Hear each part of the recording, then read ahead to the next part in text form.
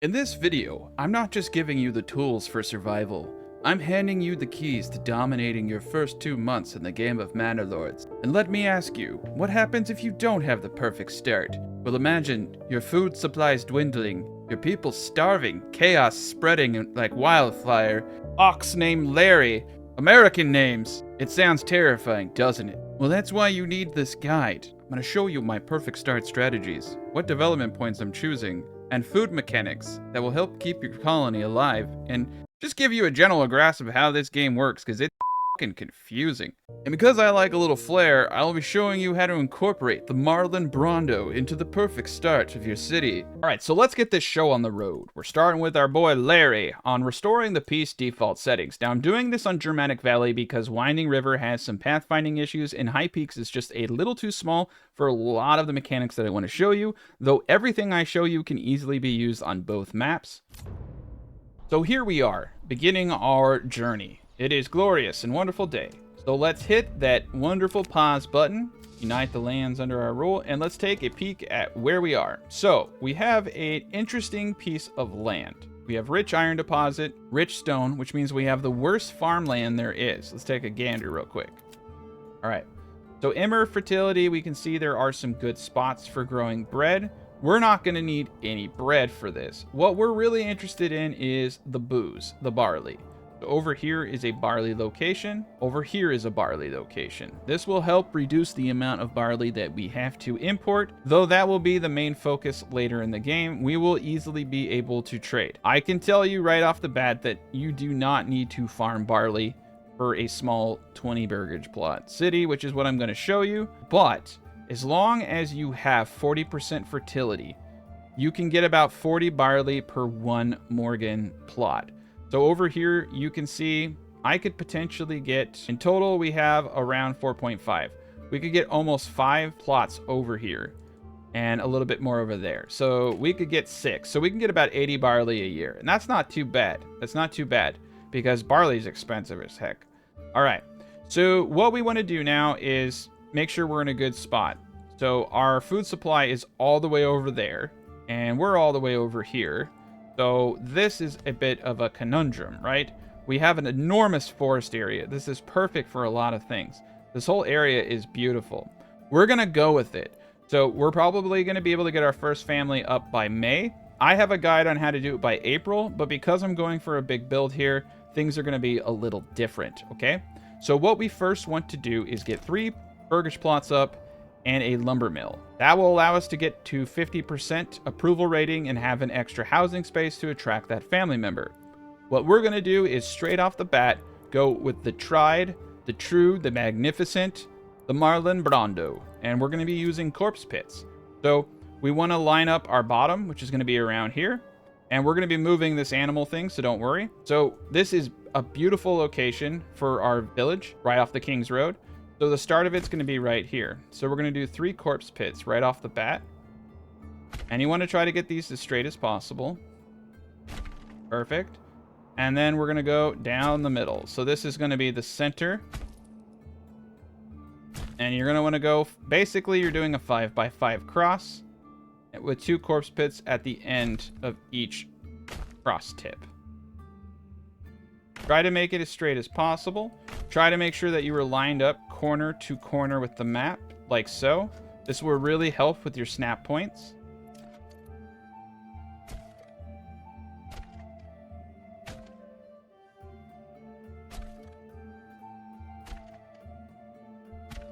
Perfect.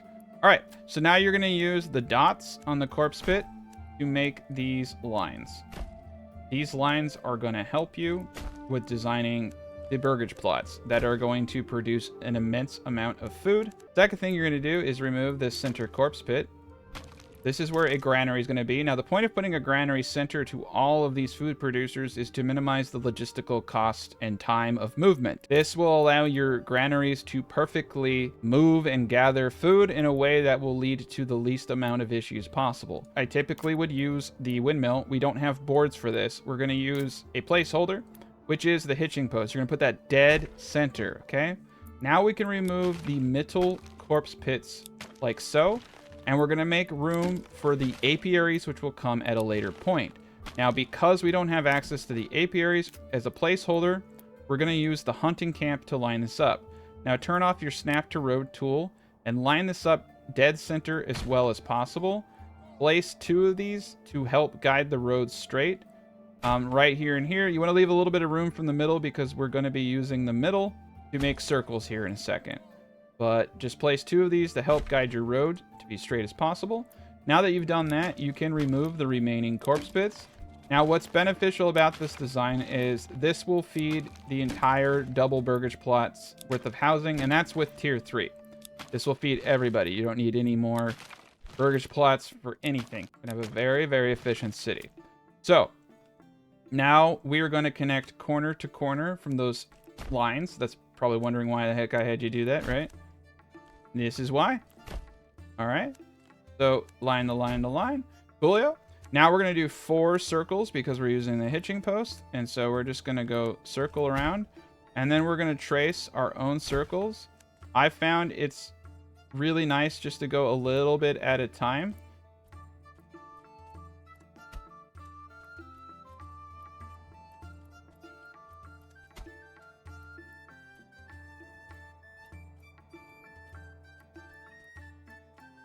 You know, get the energy drinks out and watch videos on how to make circles if you wish, but this is a very effective method for circle making. So we're going to delete all the other roads. We're going to delete the hitching post. Boom, boom, boom, boom.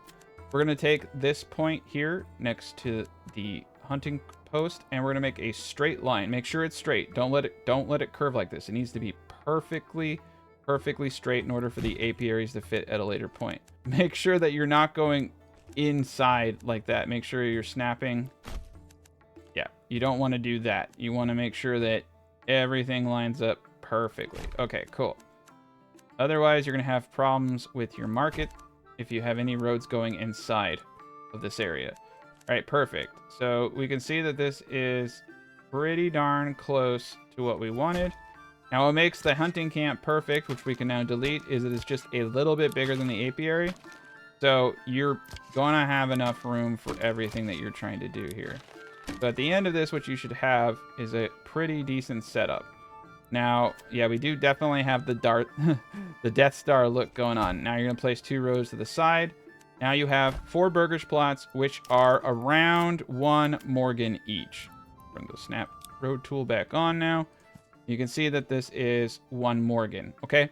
So 1 Morgan is going to net you 180 veggies, or 180 apples. So collectively, we should be yielding around 360 veggies if we do 2 plots of veggies, and 360 apples if we do 2 plots of apples. So we're going to do 2 veggies, 2 apples. The next thing that we want to do is protect our berries. So we're going to have our food production here. Now notice how close I've put this to my berries, and that's so the granary has room. So what I want to do is first make sure that I've made my circle correctly. If you do not make your circle correctly, you'll have a bad time. We are not going to be placing this granary down quite yet. You also want to place your granary down to the left or right so that it is equal distance from the future apiaries.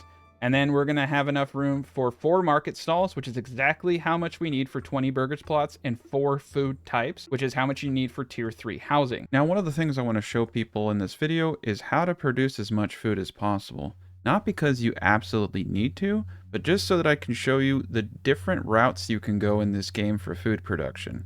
We're going to be using the following development points: the rye cultivation, orchardry, sheep breeding, that's 3, beekeeping, that's 4, the 5th being charcoal, and the 6th being deep mining. That is going to give us every food group, except for fish. Here's where the rye fertility is. Rye here, and we can grow rye here. What that means is this area back here, absolutely perfect for industry. This is a beautiful map setup. You're not always going to get a setup like this, but you do want to know where you don't want to build. If we look to the northeast, we see a region rich with salt and fish. We're really hoping they let us do salted fish at some point. So our objective is going to be to take this region up here, which will also allow me to show you the proper way to do fish mechanics. It would be nice to also have a farming region near. We're going to take this region down here for barley, all right? And we're going to take this region up here for salt. Between all of these, we're going to be able to make pretty much every food in the game. I'm going to show you how each of them work and the logic behind them. Do you need to do that? Absolutely not. You actually don't even need to take those 2 regions. I'm going to make this place fully sustained. and then we're going to take it to ludicrous zone. It's going to be crazy and unnecessary, but I'm going to show you how every mechanic works in this city. So what's great is about this being our industrial area is we have all of our resources right here. So what we want to do is protect our berries. So let's get the forager hut. This will highlight where the berries are. Map that out in your mind where they are. And what we're going to do is protect them with a farm plot. So with this farm plot tool, what this will do is it will keep you from putting buildings on it. It will keep the woodcutters from cutting anything over here down around it. So now you can see that the berries are protected.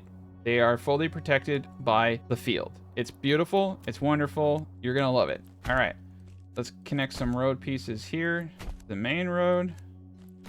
Perfection. Our berries are protected. Now what we also want to do is move the wild animals. So we're going to use the cosmetic because it's the smallest thing. You just place it in the center and it will move them. So we want to move them right next to our berries. That would be ideal. And so we're going to place shrines until we get it in the perfect position. There we go. Look at that. Beautiful. Now by hitting tab, exiting out, hitting tab, we can see where we placed every shrine. Make sure that you delete every single shrine or it will mess up your entire starting strategy. And so what we want to do around the animals is place a circle road. This helps just give you a visual idea where things are. It also keeps people from wandering in to the camp, which is what's causing some of the glitches is animals will run away from people. So if you have a circle around, people and ox are really good about following roads. So they'll circle the animals, which scares them into the center rather than scaring them out, causing a lot of the glitches. So the circle has been a good solution for a lot of us in keeping away the animal spawn glitches. Now we have organized everything flawlessly. So let's get this going. What we want to do is do 3 burgage plots and 1 logging camp. Now the logging camp we're going to place right here. This is going to be this whole left corner, right corner over here is going to be the industry section. This is perfect. Right here, honestly, it's just so perfect. Now I want to make sure that there's just enough room for us to add more hitching posts and anything else we need. So we're going to place this in a spot that I think is ideal. And then we're going to connect the road pieces into it just to make it nice. We're going to construct our second hitching post here next to the lumber camp. They fixed it so now you can order an ox straight off the bat without causing a glitch. If you don't have the second hitching post up, this needs to go up first. This needs to go up second. What I'm going to do is actually let them start moving these materials over into the logging camp. Now, because things are going to be a little bit further apart, we may not get our first family until May. I have a perfect start guide to show you how to get your first family by the 1st of April. I'm going to link that in the description if you want that example, and that 1 extra family in April is important to you. However, because we're a little bit spaced apart, I'm most likely not going to get my first family to May. And to be quite frank, that's good enough. It doesn't matter if you have 1 less family, because quite honestly, you're going to get to a point where you're going to want to stop families from coming in. We're going to get 1 family every month. I'm going to show you how to do it. So I'm going to wait until both logs are in this logging camp, okay? Now, ox are really peculiar about following traffic laws. So sometimes having a road can really make them feel good. So if you're having issues or pathfinding issues, make roads to your ox. And they just seem to do a lot better with it, okay? So there goes the second log. So as soon as that second log is in motion, I can start on the remainder of what I'm doing. The reason I do this is if I do my houses and I do my logging camp, even if I highly prioritize that logging camp, they still sometimes will drag logs to the houses, and that throws everything off. So once you see that second log in motion to the logging camp, you are free to start building your 3 burgage plots, okay? So we're going to do our first burgage plot. Now remember what I said? Keep everything center, corner to corner. Keep everything lined up. Now we're going to use 2 methods. One is going clockwise on the first 2 points and going counterclockwise on the first 2 points. Usually this works. And then we go to this 3rd point here, corner to corner. Now what you want on these guys is that for them to be as angled as possible. If one of these is straight, it's going to be crap. So you see how nice that is, how clean that is? That's perfect. All right. Same principle, corner to corner, 3rd point there, 4th point there. Now you see how the second plot, how if I put it straight like this, it's going to be the worst thing you've ever seen. See how it carries with the second plot point? So if I can get this plot point angled more, I can get a better angle. So what that tells me is I want to drop this third point down here, and I want to stretch this fourth point until I can get the best angle possible. There you go. See how perfect that is? Not always going to be this clean. Not always going to be this clean. But that's what you're looking for. That's how you want to view these things. So when you have 3, it gets a little trickier, right? But you can see most of the time, if you put your things in point to point, you're going to get clean. That was actually, honestly, one of the best starts I've ever had. I didn't even have to really remake them at all. So now we have 3 burgage plots, right? We want to make sure this logging camp gets up. Everybody is going to hustle and bustle, and we're going to get this stuff moving. Once this logging camp is up, I want to immediately get 2 families in there to start collecting the wood that will be necessary to upgrade these burgage plots. 1, 2. All right, we got a new message. I don't want to talk to you. You don't have to talk to these guys. They're just trying to harass you and intimidate you. So now we are collecting logs. This is actually really good. We have a decent start here. It is March 11th. I still do not think, because of even just a slight distance really throws off the strategy. All right, so expand the living space immediately and go crazy. And the next thing we want to tackle is definitely getting a forager hut up and getting food. They can eat out of the pantries. We're just saying to hell with the bread that's on the floor over there. We're saying to hell with all of it. We do not care. All right, so you can see with the 2 people, we had just the perfect amount of timber coming in, and we have the perfect amount of families to be building. Now, I am a big fan of creating as many road routes as possible to keep things moving. So that is what we're going to do, and we're building everything up pretty darn well. We just need to get 1 more. It is March 28th. Like I said, we were just a little bit off, so we're not going to get that first family April 1st. You have to really dial it in. You want all your houses like right around where the storage is. But if you want to have a long-term design that is going to meet all of your food needs and be very simple, not complicated, and allow you to understand this game in a different way, then this is the route to take. And it looks like we're having a little bit of a bottleneck issue. This ox has gotten a pathfinding glitch. So this is actually kind of the shit I'm talking about in the game. It doesn't matter what map you're in, there are glitches. So let's pause the game and let's talk about some serious stuff with this game. There are a lot of issues with production and things not working. The number one solution to any issue that you're going to have is to save the game and reload it. It fixes almost every single problem. Later in the game, your brewery extension will stop making booze. Your blacksmith will stop making whatever it is producing that you've assigned it to. And if you save and reload, it will start working again. People spent hours trying to figure out, they're like, oh, what do I do? Delete this, delete that. And all they had to do the whole time was save and reload. Another thing with this pathfinding, sometimes a ox can get stuck on a road. I can't delete the King's Road. What I do when I see a stuck ox, outside of saving and reloading, is I just build another road that it can traverse on. Sometimes this works, sometimes it doesn't. So what we're going to do is follow my own advice. We are going to save and reload. It will eventually remedy itself. That ox actually screwed me out of my perfect start. And that's just honestly the current state of the game. Unfortunately, they're going to work on more content. It fixed itself finally. And that's just kind of the way it is. So expand the living space. We're still going to get our next family by May. So now we want to get our forager path up. So what I'm going to end up doing is putting these 2 roads. This is going to be the perfect amount of space that I believe that I need for my 4 foragers. And I want my foragers to be face down with their own little roads and to look very cool. All right. So we're going to place 2 forager huts for now. Again, we need forager space so that we can get the 40 ticks. Remember that wild berries proc 11 times at 40. If you have enough families, you can get all of those berries during the grow season. It's a very short grow season. As long as you have enough families, you can get 440 berries a year off of these small deposits. On a rich one, it's 880. The main bottleneck is having enough families. You need around 4 to 6. And having enough forage huts to hold all the berries, because each one of these can only hold 50. So the granary worker will not be able to get there in time. All right. And I'll show you more of this stuff as we go. But that is the logistics behind that. Essentially, you just have 4 forager huts with 4 families, usually 6. You'll need 6 no matter what it is. That seems to be the Goldilocks zone. And you'll have plenty of people in the future. So everything is up except for that burgage plot right there, which has 1 wood. So we just need to get this one thing going. I'm going to pull 1 family out to help build. There we go. All right, it's got the log. Perfect.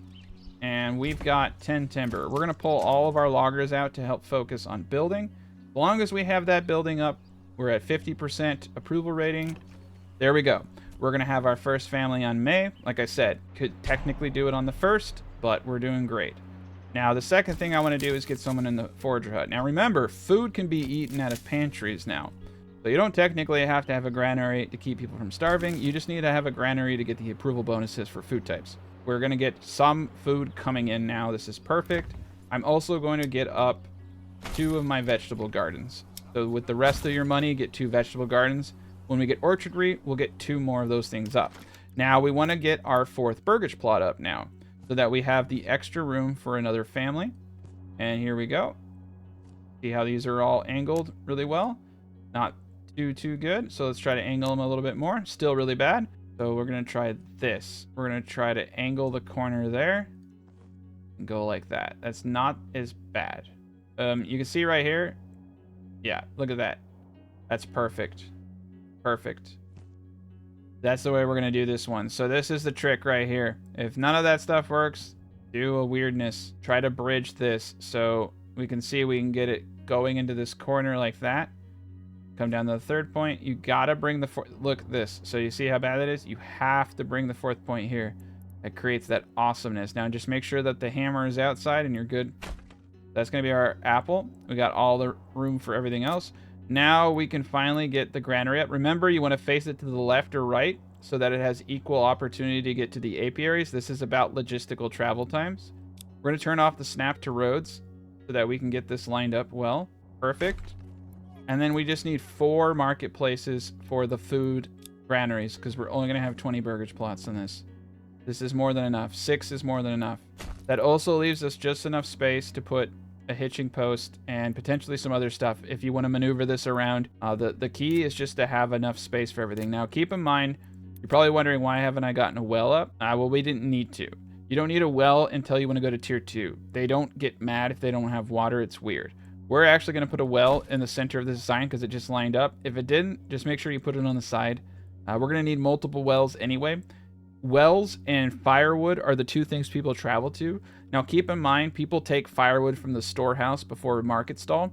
People also take food from a granary before a market stall. But they take all foods equally. We're going to go over exactly how food consumption and market mechanics work in the new patch. Special thank you to Chuck W44, Perry B, and Shield Sloth for going through all these mechanics with me, showing me where I'm incorrect in areas, and just really refining this. Now, I have a handy-dandy chart that you're looking at right here, but I'm going to go through this with audio and kind of explain how things work. So there are 3 ways that food is consumed. The granary, food stalls, and pantries. Pantries are what you have in your burgage plot, your communal ovens, forager hut, hunting camp, and fisherman hut. So anything that has food in a pantry. So there is an order in which food is now consumed. It's actually consumed in equal parts between all food if it's stored in the granary or food stall. The pantry food is only consumed if there is nothing else in the granary or food stall, and it's not factored at all into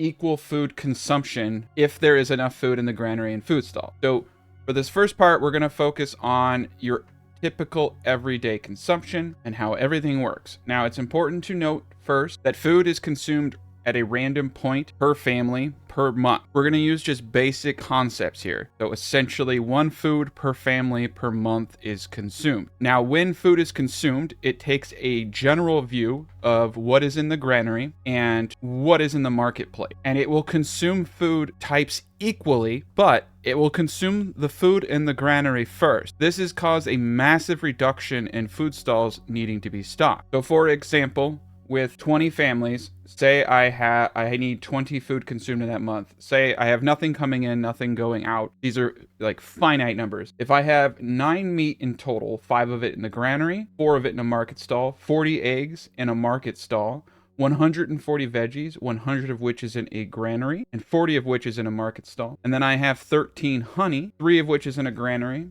and 10 of which is in a market stall. It's going to consume those 4 food type equally in this simple order of operation. Consume from the granary and then consume for the market stall. So in this example, 5 meat is consumed from the granary, 5 eggs is consumed from the market stall, because that's where all the eggs are in this example. 5 veggies are consumed from the granary, and 3 honey that is in the granary is consumed first, and then the remaining 2 consumption comes out of the market stall. So this order of operation takes precedence over how all food is consumed. Now, say for instance, you have only 30 meat in a food stall, nothing in the granary, nothing else in the food market, but you have 120 veggies in a burgage pantry. Well, guess what? All of that meat is then consumed. So this is the only time the mechanic breaks away from equal consumption currently. So just keep in mind that granary and market stalls are fantastic for that reason. But if there is nothing in the granary and there's nothing in the food stalls, then a whole new equation starts with pantries.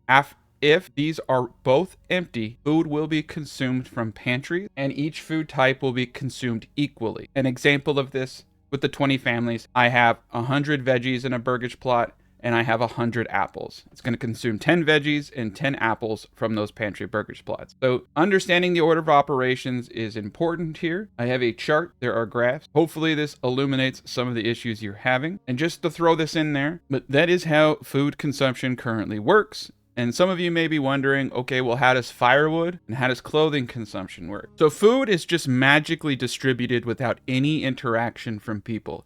They don't have to go to gather it. They don't have to touch it. They don't have to physically see it. It is just manifested inside of their internal organ. Whereas firewood has to be physically picked up by a member of the household and brought there.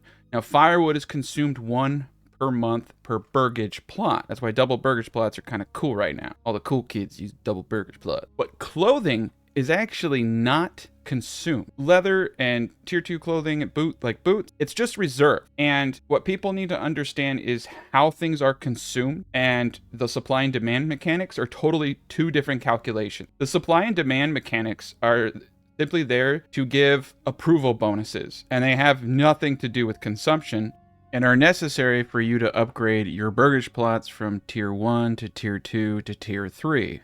Although goods can be consumed from them, but 2 entirely different mechanics. So when you're dialing in these 100%, outside of where firewood is, you don't really need to care too much about it. Firewood location is incredibly important for logistic reasons. If I have my firewood over here and everyone is walking over there to get it, huge problem. It's also really important to note that firewood is actually taken from the storehouse by individuals before market stalls now too. So when setting up logistics, it's not enough just to have a market stall. You actually want to have the physical storehouse near where your people are located. Wherever your food is, as long as it's in a granary or a market stall, it goes via Amazon drone into the internal organs of the citizens. They don't ever touch it. You don't have to worry about it. And the clothing bonus is literally just put in a stall and it sits there. And as long as you have that clothing available, you will get the bonus. The clothing is incredibly easy to stock because you never have to do anything. So if you're wondering how all of those things are interrelated, how does food variety work? So as long as you have 4 food types available within your market stalls, you will get a 100% food variety supply and demand. You do need to stock things in your market stalls. You do need to have several types of food to get those supply and demand bonuses, but you no longer get a bonus for having multiple food type in excess of how much food types you need. You can see it says I have 6 out of 4 food types available.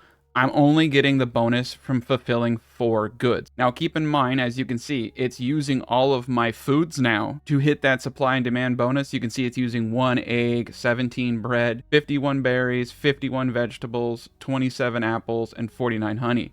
So what's cool is it can intermix food types to get 4 different varieties per burgage plot. But yes, we no longer get a bonus for having excess variety. That is a mechanic they put in the game to deal with how fast market stalls were depleting and to make it much easier to hold the supply and demand approval bonuses. Supply and demand has nothing to do with consumption. Consumption is an entirely different mechanic. Supply and demand is simply there to keep your approval ratings high. You can put taxes. And also, at 50% approval, you get 1 family on the 1st of the month. At 75% approval, if you hold it by the 15th, 16th of the month, you get a second family. So you want to keep those supply and demand bonuses happy so that you can have taxes and pay the king's tax, which will later in the game, not in the current state, but later future patches, be actually a huge big deal. So we're getting that burgage plot up. We got our forager hut going. We got food supply coming. We're also going to want to start getting the hunting camp. So we're going to place a hunting camp actually right here in the middle. This is perfect. And boom, we just got our 6th family. So we got veggies going already. We're going to have apples. This is going to be enough veggies for an entire population. Usually takes about 3 years and tier 3 to see the full awesomeness of these. You could technically go a lot bigger, but what I like about plots like this is they're very manageable for 4 families, which is what you'll have on a tier 3 double burgage plot. So we're going to put one individual back into the logging camp now. We are going to move the hitching post over here, and we're in beautiful shape.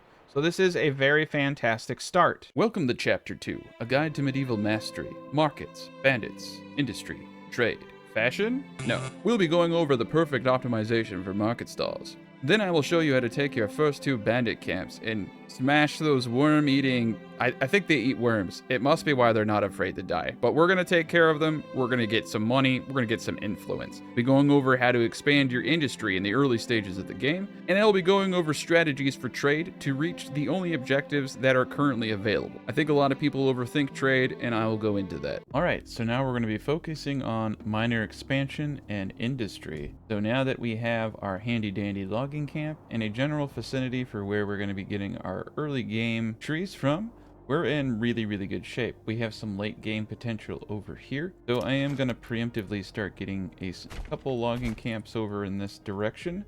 I'm actually looking at this. I think we are just going to preemptively move the logging camp. The reason I had originally put it there is because I needed something very, very close in the area to get my houses up in time to get those people moving. So what I want to do now is just kind of make a little bit of a pathway and road, and we'll keep it close, you know. But what I do with my saw pit is I keep my saw pit closer to the storehouse because the boards are a little tricky to move around, whereas a log is generally easy, especially with a bunch of ox to move over. I like having my boards near storage and the buildings that I'm going to be using to make bows and shields and all types of stuff. Now, we are in a bit of a different scenario here because we have iron deposits, and that allows us to create things that I normally wouldn't. Without my iron deposit here, I mostly would sell bows, boards, and even the widgets, the little parts, the wooden parts that you can make. Those are all great trade items. But we're going to be focusing more on some of this iron and actually selling raw iron. Another good thing about having the storehouse here this close to the iron deposit is it's all going to work really well. My trade post is most likely going to go right here. Having the trade post right next to the storehouse and right next to the granary is going to lead to some really, really good synergy in trade. What we're going to do is we're going to move these hitching posts over to the area where I'm going to be moving my logging.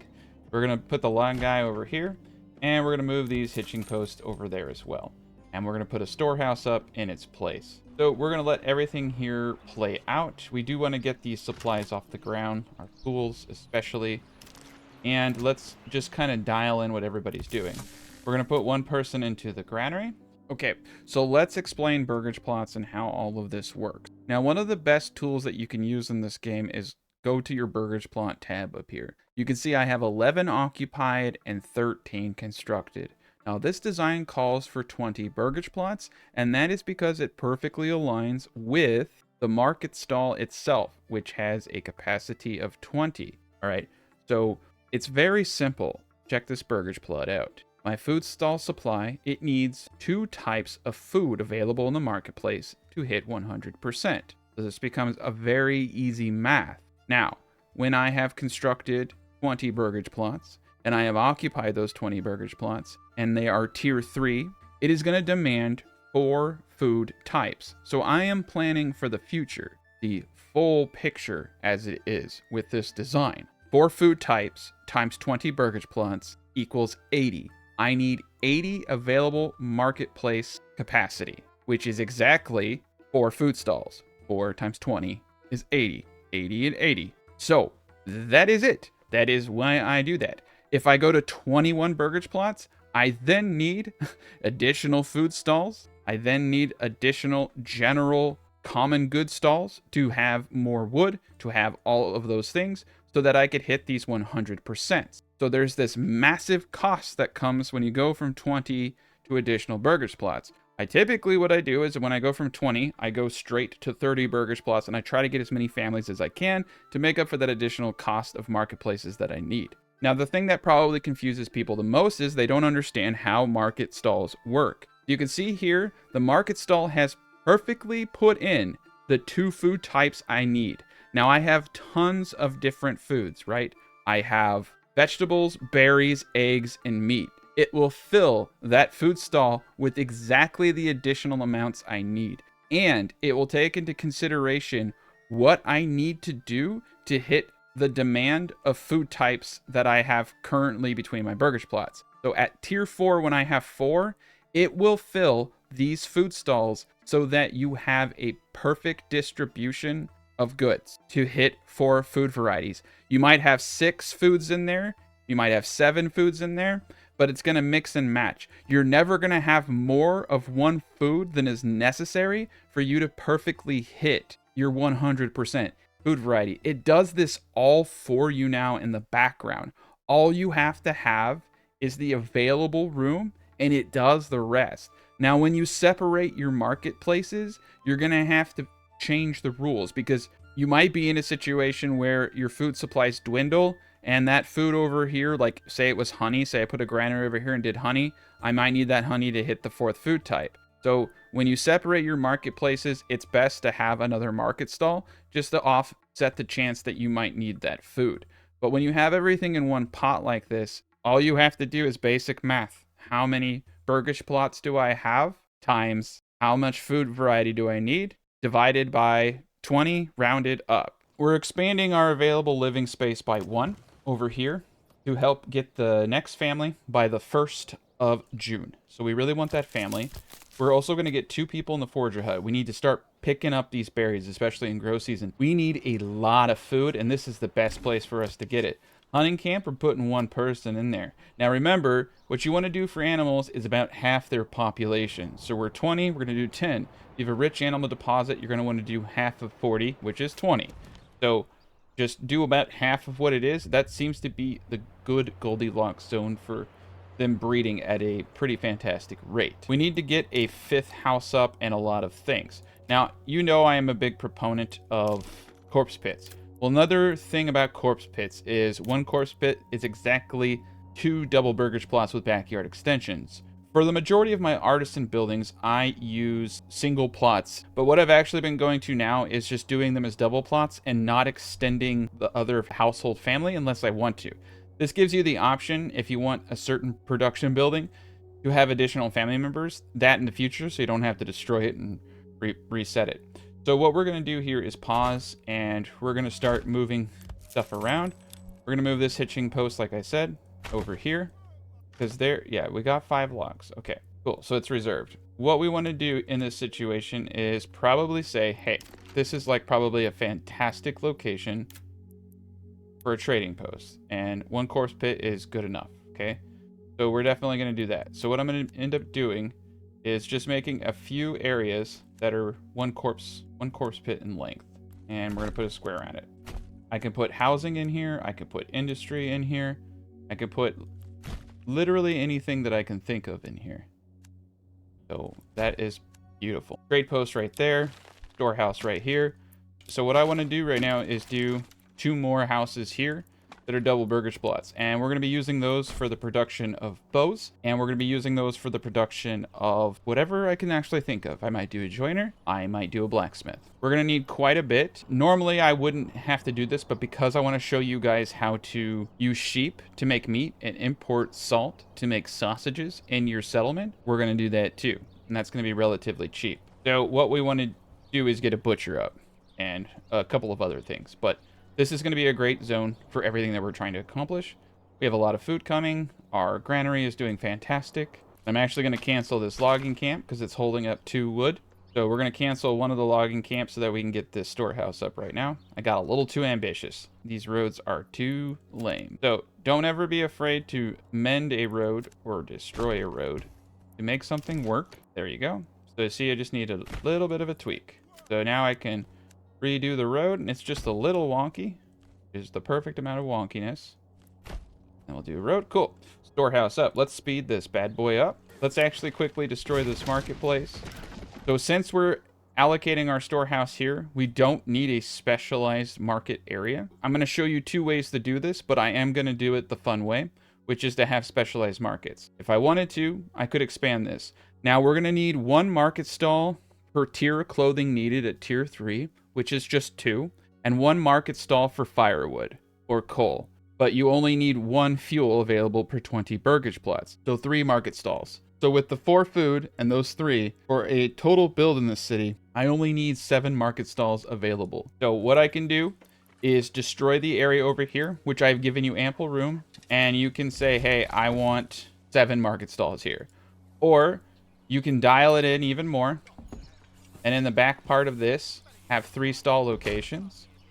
Go into the advanced tab, say don't store any food here, and just have it available for the crafting materials.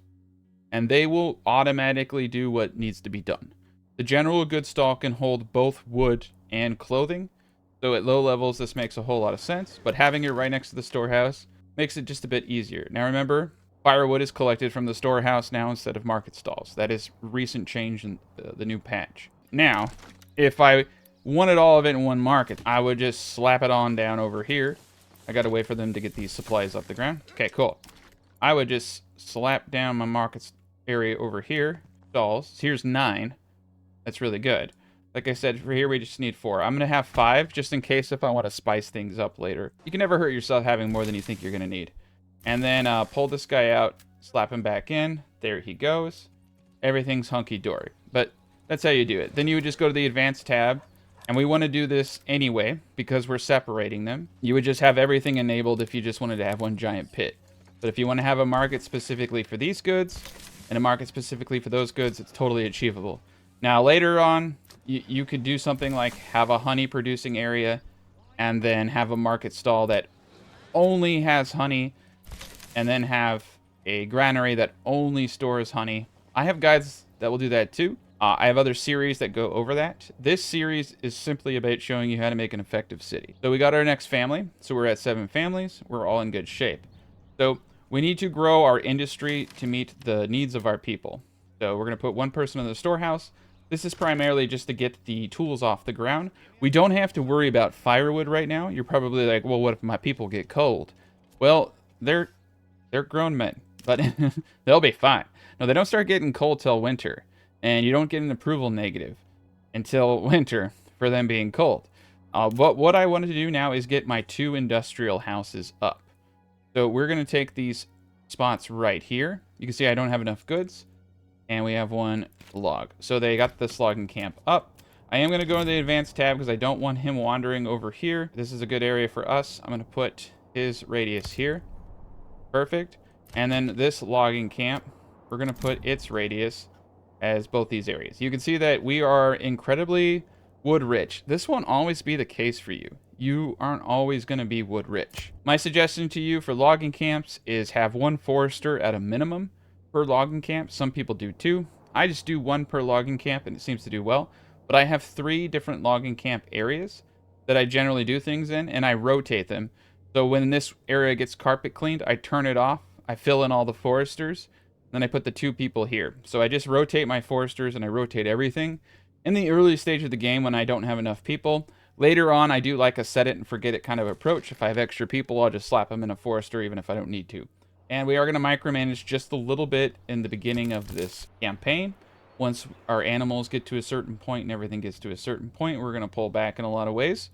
But everything is doing hunky-dory. The hitching posts are all moved. The logging camp is in its proper location. And there we go. We're starting to plow. So we're going to start getting some veggies coming in. That's going to help us with our second food type that we need to keep these people happy. Keep that approval up. We're also going to want to get up a woodcutting camp as soon as possible. 2 things that we want to get now are a woodcutter's lodge. I like to use the setup of the Marlon Brawndo to organize everything because you can just kind of just build things off of one another. Storehouse is here. I'm going to put the saw camp right there. And we're going to place the woodcutter's lodge pretty much anywhere we want. We want to make sure it has enough wood around it. So I'm going to place it right back here. I think this is a good spot. And then I'm going to seal this off. And we're probably even going to put like two hitching posts right here behind the saw pit. All right, so the berries are out of season now. So we only really need one person picking up the rest of these berries. I'm going to put 2 people. We desperately need to get another house up. So, all right, yeah, saying we're out of firewood. Don't worry about that. It's July. If anyone's getting cold in July, they're a mental case. So, all right, here we go. Building both the double. So we're just not going to expand them unless we think that industry needs more families to produce items, which is a possibility. Like I said, as long as you don't expand, you don't have to worry. The trade post is definitely going to go right here. This is such a beautiful spot. I am going to put 2 people into this logging camp. I think we need a lot more. Once we get this burgage plot up, that'll be the 5th burgage plot. We will get our spearmen. We will start building our spear army. So I'm going to just recruit them right now. And once we get 20 people, we're going to go for this first bandit camp over there. And I'm going to show you how to take that bandit camp without losing anybody. All right, so we have our first point. We're going straight for apples. The reason we're going straight for apples is once I take that bandit camp, I'm going to use the money we gain from that bandit camp to get apples going and to get other things going, like potentially more ox. Probably more ox. Ox are life in this game. We got everything off the floor, so I'm actually going to remove the storehouse worker and have him help out in building these houses. We definitely want to get this house up before the first. Cool. All right, we have 1 extra living space for that person. Now, don't expand your living space if it's going to tap that 1 available living space. This is a mistake I've made, like right before the new year. Make sure you always have 1 available living space. If you upgrade to expand living space, you won't be able to put anyone in that house, and so you might miss out on your person moving in. How many wild animals? 11. Okay, so we're going to pull back the hunting camp now. Berries are depleted. We're going to pull that back. We have 132 food, 117 berries. That's enough. It is enough for us to not die. As I said, we're not going over 20 burgage plots. I am going to probably want 5 artisan buildings for a design like this. So we're going to have malt house up here. We're going to want our brewer up here. So we'll have a trade post right here. And what's great is you can kind of do this everyone. I'm thinking that this is actually kind of an interesting place right here. Industry right there. So let's get these 2 bad boys up. So we're going to have 1, 2, 3, 4, and then a 5th, 5, 6, 7, 8, 9. So I have 10 more houses that I need to place in a good spot. So let's again go into our farm plot tool and make sure that we're not doing anything on any barley or rye. So we can see here, we have a really good area. So this is what you want to look for. You want to look for your Goldilocks zone. Over here, this could be used for rye cultivation. So I don't really want to put houses on this side. Right here is perfect. There's no trees growing. It's barren. So I'm just going to kind of map this out right now. So we want to get a church up. We want to do a couple things. So we're going to put a timber reserve of 6. You need 5 for the church. I like to do 6 so that I could build 3 double burgage plots at a minimum. And we're going to cap plank production to 20 for now. We're going to keep it low. We have plenty of living space. Now remember, we're not extending the families on these living spaces unless we want to. So what I'm going to do is just get a road going from here to here to help the ox move logs to additional storage. The ox are just really crazy about traffic laws. I don't know why. I just love roads. I've never really understood it, but I'm not going to argue with it. Just going to use it to my advantage. All right, 1 more family to move in, and we will have a full army and be able to go out. We're going to put 1 person into the woodcutter's lodge. We're going to put 1 individual into the saw pit. We're going to place 1 individual back into the storehouse now. We're going to get our first trade post up. We're going to do it right where I said we were. Right there. Perfect. And we're going to continue on our operations. We're doing great. So we've expanded our industry in a way that makes a whole lot of sense. Everything is very connected, and it feels good. Did I make you proud, Daddy? Did I make you proud? So we got burgage plots over here doing the Lord's work. Once we get these to tier 2, we'll be in good shape. So we need the church to get to tier 2. We need fuel to get to tier 2. We need 2 types of food. And we need the clothing. We're going to go to our industry tab, and we're going to get the tannery up.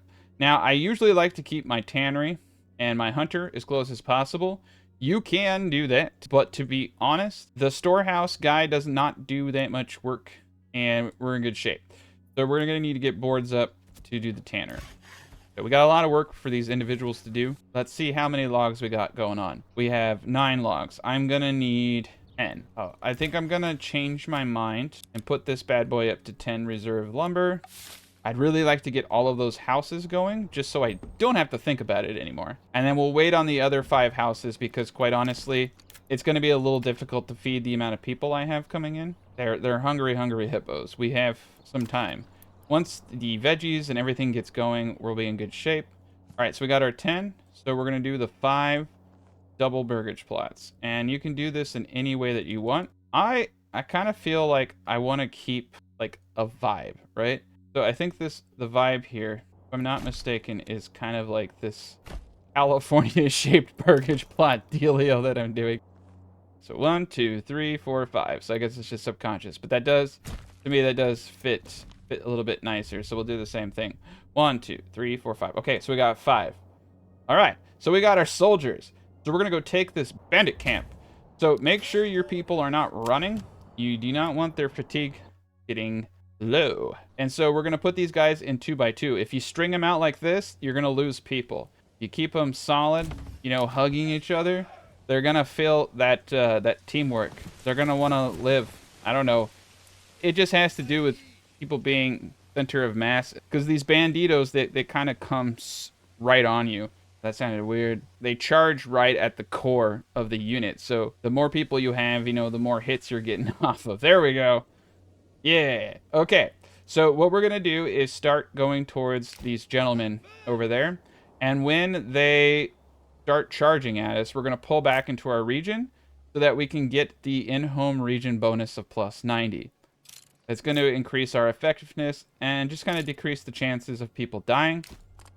While minimal, and honestly, I've been able to charge in the regions and not do it. I just have a tendency to take whatever advantages I can get. Okay, here they come. They're probably a little pissy. They look pissy. They're running. They're fully angered. Now we're gonna go into stand your ground. What this does is it doubles our defense, but halves our attack frequency. We're only using this to absorb their charge damage. They're gonna come at us. They're gonna charge. They're gonna whack us. Then we're gonna go out of stand your ground into push forward. Our best advantage here is actually our attack. You just want to do this to absorb that damage. You will lose a lot of people if you remain and stand your ground. All right, so here they come. They're an ornery bunch. All right, so that was the charge. You can feel it. You can feel that whack. So now we push forward, and we're all having a good time. I mean, I'm having a good time, but I'm only watching. All right. Yeah. All right, we're going to speed this up a bit.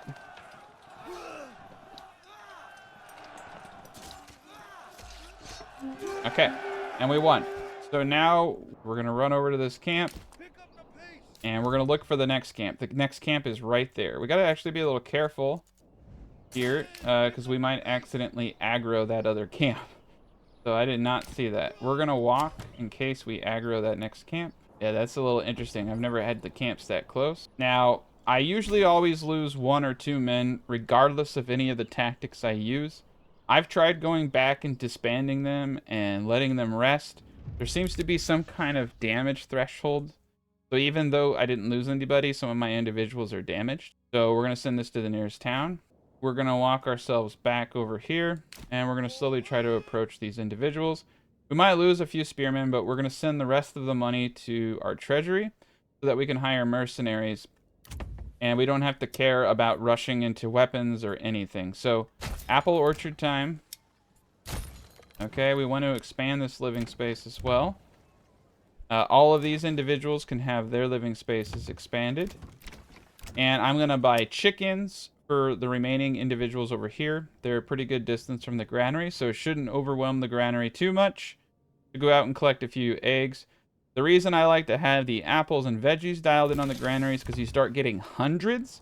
So they only move 10 at a time. So having your granary right here is going to severely increase the optimization of moving those goods. So now that we have these plot points up, I'm also going to change my reserve back down to 6. Now that we moved all the logs into these houses, I'm actually going to up the boards to 40.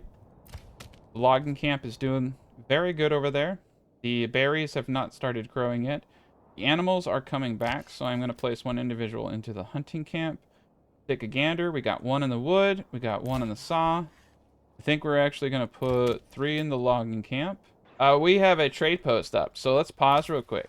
So one of the first items that in the game that you're going to want to trade is going to be firewood. You're going to make way more firewood than you know what to do with. We have 5 months worth of firewood, so we're going to set this at 100. We're going to sell anything over 100, and we're going to buy a trade route for it. If you don't buy a trade route and you have a minor trade item, there will be these people I call the wandering assholes. And they'll buy like 1 or 2 things, or they'll sell you 1 or 2 things. They can sell up to 10, but they don't always. And they're just not very efficient, and they're not reliable. But if you buy a trade route, not only are you able to get your own horses and send your own families out, which we're going to do right now, put a family in here, you also have the chance of one of their horse traders coming in and buying stuff too. So it doubles your potential for trade, going from 10 to 50. So horses can move 50 goods.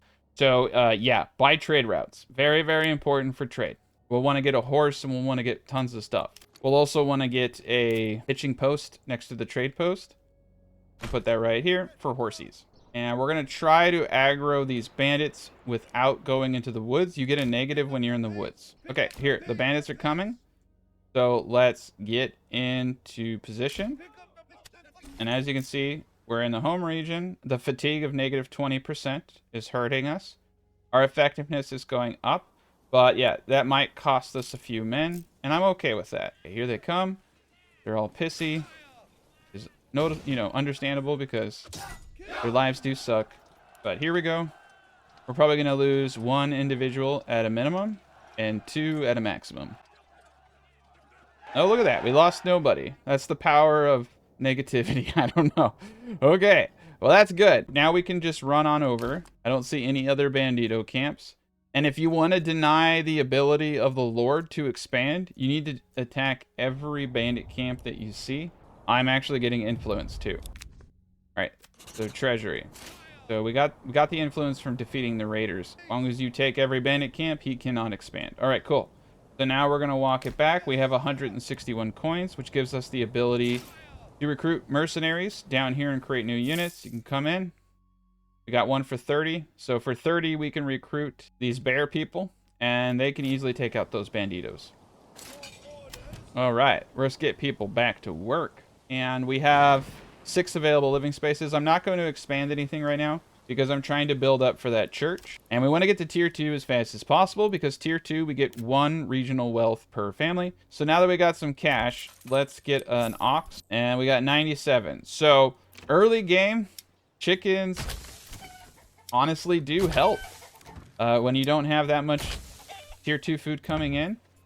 Just having any kind of extra food, it helps. So we're going to chickenify all of those plots right here. So we're laying 1 egg per burgage plot every month. That's a big deal when you're at these low levels. I only have 12 families, so 5 eggs, like half of my families right now can be fed through those eggs. And with the berries and the meat, it's going to be a lot easier at this early stage of the game for me to maintain that 100% food variety. So we're going to get the tannery up now. We have 100 firewood, so we're going to start selling firewood now. We're going to upgrade the storehouse with those boards. We're getting a lot of stuff coming in. We're going to need to upgrade the granary. Do not upgrade the granary yet. You need that stone for the church. We need Jesus, okay? You can put your church anywhere you want. Yeah, I'm going to put my church right here. Boom. All right. So now that we have that up, what we want to do is start getting more stone. So typically you're going to have an area like this. I have a rich stone deposit, which is like the saddest thing in the world to have. I'm going to find kind of a halfway point between me and the stone. We'll put them right here. But we're going to want stone to upgrade the granary, upgrade the well. This well, like I said, it will do exactly 15 burgage plots. and you have to upgrade it to get 50 burgage plots per well. Most likely what I'm going to end up doing, placing a well over here so that they don't have to walk all the way into town. Although it is a very, small walk, having more wells. So I'm going to put one right here. Yeah, we're going to put a well over here. So these houses don't have to go in there. And so that these houses over here have easy access to the well too. So I've never really needed to do a tier 2 well. I'm hoping at some point they give you a amenity bonus or approval bonus for upgraded wells. All right, so the church is almost up. We have a lot of free families right now, and that's okay. We have the trade post going. So another thing about trade post is that they're going to overhaul trade. So let's get to the point here. What are you trying to achieve? You're trying to make enough money that you can import barley, you can buy things that you need, you can tax your city to a point that whatever you're taxing regional wealth. The higher your regional wealth, the more taxes you're getting when you have a manor. And then the more treasury you have to hire mercenaries and to pay the king's tax. So you can do all of that. You don't even have to produce barley. You can buy barley, produce enough money to accumulate tens of thousands in your treasury with very basic trade goods and one trade post. You don't have to start an armor empire. You don't have to do XYZ to achieve the objective of everything that you need to do currently with wealth. So a lot of what you can do, you don't have to. I just sell warbows, planks, and widgets, the wooden parts, and firewood and honey, and I make more money than I can spend. What I'm getting at is that there's no incentive, but I'll still go over some of the better trade items, regardless of that, because at some point it will matter. It currently does not matter at all. However, the way that trade works currently is that when a trader comes into your town, he picks a random trade post to go to. It used to be based off of proximity. It would go to the closest one, but as of this new patch, it is now completely random. You can only store 50 of a good in trade posts. So if I have 2 trade posts, if I have 45 firewood here, and I have 5 firewood in that other trade post, he's going to go to one trade post. He might go to the one with 45 firewood. He might go to the one with the 5 firewood. If he goes to the one with the 5 firewood, he buys the 5 firewood, and he takes off, leaving me, a poor man, with my 45 firewood, just sitting there with my thumb squarely up my rear end, okay?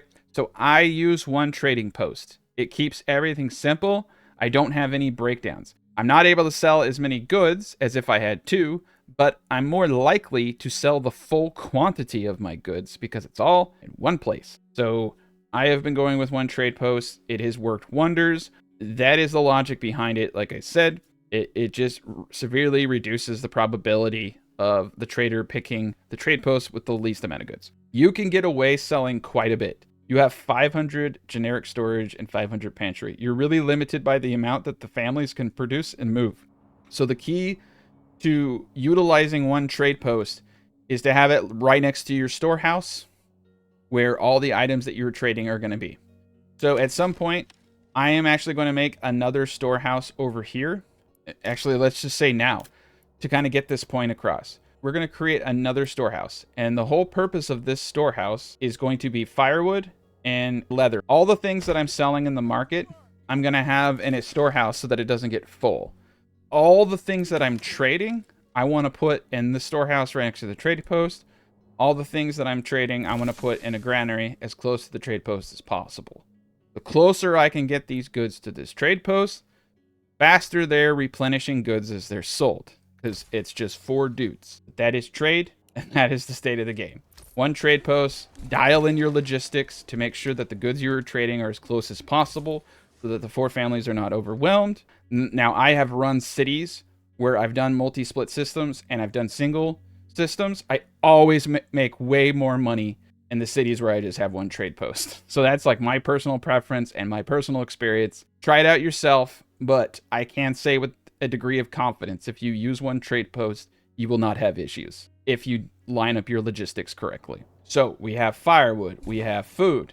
It is the dawn of a new age. March is berry season. We're going to start getting. I have stopped adding herb gardens in the meantime because, like I said, I'm limited in the trade items that I have, and I found that herbs just really don't do it for me anymore. If you want to, go for it. I just haven't found a need to sell them as much, and they just kind of take up space, in my opinion. All right, So we have a new message. The raiders are coming, so we're going to track their movement. We have 365 days. We have more than enough money in our treasury to do everything we need to do. We have the stone camp down here. I'm going to put one individual into the stonecutter camp so that we can upgrade this granary at the next moment. We have 2 available living spaces, so I do want to start expanding these burgage plots as much as possible. We're just going to do the whole 5. All right, we're in good shape. I'm going to dial the logging camp back down to 2. We are wood cutting. We are store housing. We're in really good shape. So let's expand. What we're going to do here is something a little interesting. So like I said, we only want things that we're going to be trading. So right now I'm going to be making shoes. At a later point, I'm going to be making leather, and I'm going to be making just, firewood, coal and firewood. And we might as well do the wool because we are going to be making wool, but we're not going to be, well, we can. Wool can't, yeah, wool actually can, and so can yarn. I would actually prefer to trade those things. With the sheep, I'm going to show you how we can trade that stuff too. All right, so this is all good. I'm not going to be making cloaks or any kind of clothing or any of that stuff. So that's what I want to store here, are all the things that I'm going to be putting into the market stall right there. And then this gentleman here, I'm going to do the opposite. I am actually going to pull this guy out, throw him over there, upgrade that to a large storehouse. And we're going to say, do not store leather here. Do not store yarn. Do not store firewood, wool, not store boots. And you store everything else. Store boards, store stone, everything else. You can even store the hides because we're not putting hides into the market stall. So the market stall guy is here and the storehouse is here. We're going to now disable market stall setup. And now we can run a person in the storehouse literally just to move and help with the industry at play. And that's what we're going to do. We definitely have enough people for it. So that is a strategy that you can use. We're going to place an individual into the tannery. We have our well going strong, our saw pit going strong. We have some money, so we're going to order 1 more ox. We're going to upgrade some of these hitching posts into stables to give ourselves a little bit more room for future ox. And I mean, look at this. We are just rolling. We got trade. We got Jesus. We got apples. We got veggies going. So you can see the eggs are helping out. We got berries, vegetables, meat. We have multiple food types in the very early stages of the game. We got stone. Let's upgrade this to a large granary now. And we are doing fantastic. Welcome to Chapter 3, Mastering City Expansion in Manor Lords. We'll be going over the layout, a little bit more on market mechanics, taking bandit camps before the Lord to deny him the ability to gain influence, spoilage mechanics, introduction to sheep breeding, and fashion. No, stop putting fashion in here, Larry. We talked about this. No fashion, Larry. Do I have to get the hose again? Now, one of the things that I talked about earlier is that if you take the bandit camps before the Lord, it really hinders his ability to grow. That is actually something I'm going to focus on in this video, which isn't something I like to do typically because I find it just kind of a nuisance, but I do want to show it at play, and so we will go over that. Let's continue to upgrade these hitching posts into small stables. We're doing a great job. You can see we're clear cutting the woods here. I'm actually going to turn on this logging camp and cycle this gentleman out. We're also going to now get up our foresters. Like I said, I usually use a rotation of logging camps, and when one area gets kind of beat up like this, I cycle out. So we have one individual over here. He's going to take this area. I think we might even want to have a logging camp, and we're going to cut through the woods, which I know is a sin, but it's going to help with the logistics here. We're going to have another camp over here that's going to focus on all of these guys. Let's do one more logging camp and just preemptively start getting up foresters in every single spot. It's also good to have multiple logging camps for storage. I think this is actually kind of a good middle ground for storage. So we're going to do one more logging camp. Remember, logs can only be stored in a logging camp. So one of the mistakes I think people make early game is not having enough storage for the downtime, because there's a bit of downtime, and then you get into the growth stage where you need an enormous amount of logs to continue expanding. So we currently have 7 available living spaces, which is fantastic. We're going to ramp up the large granary here. I want to get that up. So when you go from a small to large granary, something amazing happens, which is the spoilage rates decrease. So a lot of people have been asking me, how does spoilage rates work? Let me show you right now. I'm going to take a snippet from my guide. Now we need to talk about spoilage, and I'm very thankful for the community in Manor Lords. Chilled Sloth, who is very, very good at testing these mechanics, has opened my eyes to how spoilage works and has given me permission to share his data. Now, I was mistaken in thinking that spoilage wasn't too big of a deal, because over time, as you can see, it is a big deal. Now, spoilage occurs at the beginning of every month. Now, with the new patch, market stalls no longer have any spoilage, so you can go down the rabbit hole of stocking market stalls with fish if you want to. But essentially, when you go from looking at it on a per month basis and you look at the compounded yearly spoilage rate, you lose quite a lot. So you will, if you had 100 apples at the beginning of a year in a large granary, 39% of those will spoil. So when you're producing these quantities, you want to trade and sell them as fast as possible. As you can see here, fish, 58% of it will spoil if you have that from the beginning of the year to the end of the year. The per month basis and rates still apply. Sausage is 11%, meat 46%, veggies 39%, berries 39%, eggs 39%, honey 0%, apples 39%, grain 22%, rye 39%, wheat 22%, flour 22%, bread 46%, barley 22%, malt 22%, ale 22%. So I practice something called overkill. A lot of the things that I'm telling you to do are to make your life easier so that you don't have to think about some of these things happening in the background. Okay, and once I get this storehouse up and we get clothing into the marketplace, we're going to be able to go all tier 2. Now, typically I like to get my farming plots up to tier 2 first because I want to get that pantry size increase. The tier 1 has a very small pantry. We need this as big as possible to hold all of these goods and give our guy over here just an easier time. Now we're getting close. We're over 10. We're going to need at least 2 granary stalls now, especially going into the higher tiers. Not really the stall itself, so to speak. We do need like a couple more food here, but I need the worker to help move all these goods. So this is a really great thing. And don't be afraid to have, you know, storehouses and granaries that don't operate stalls just to give a little bit of room. Something to note with honey is we're noticing now if honey is in one of the apiaries, it will stop spawning honeycomb. So the logistical issue is that you really need to make sure that you have enough people to move all of this.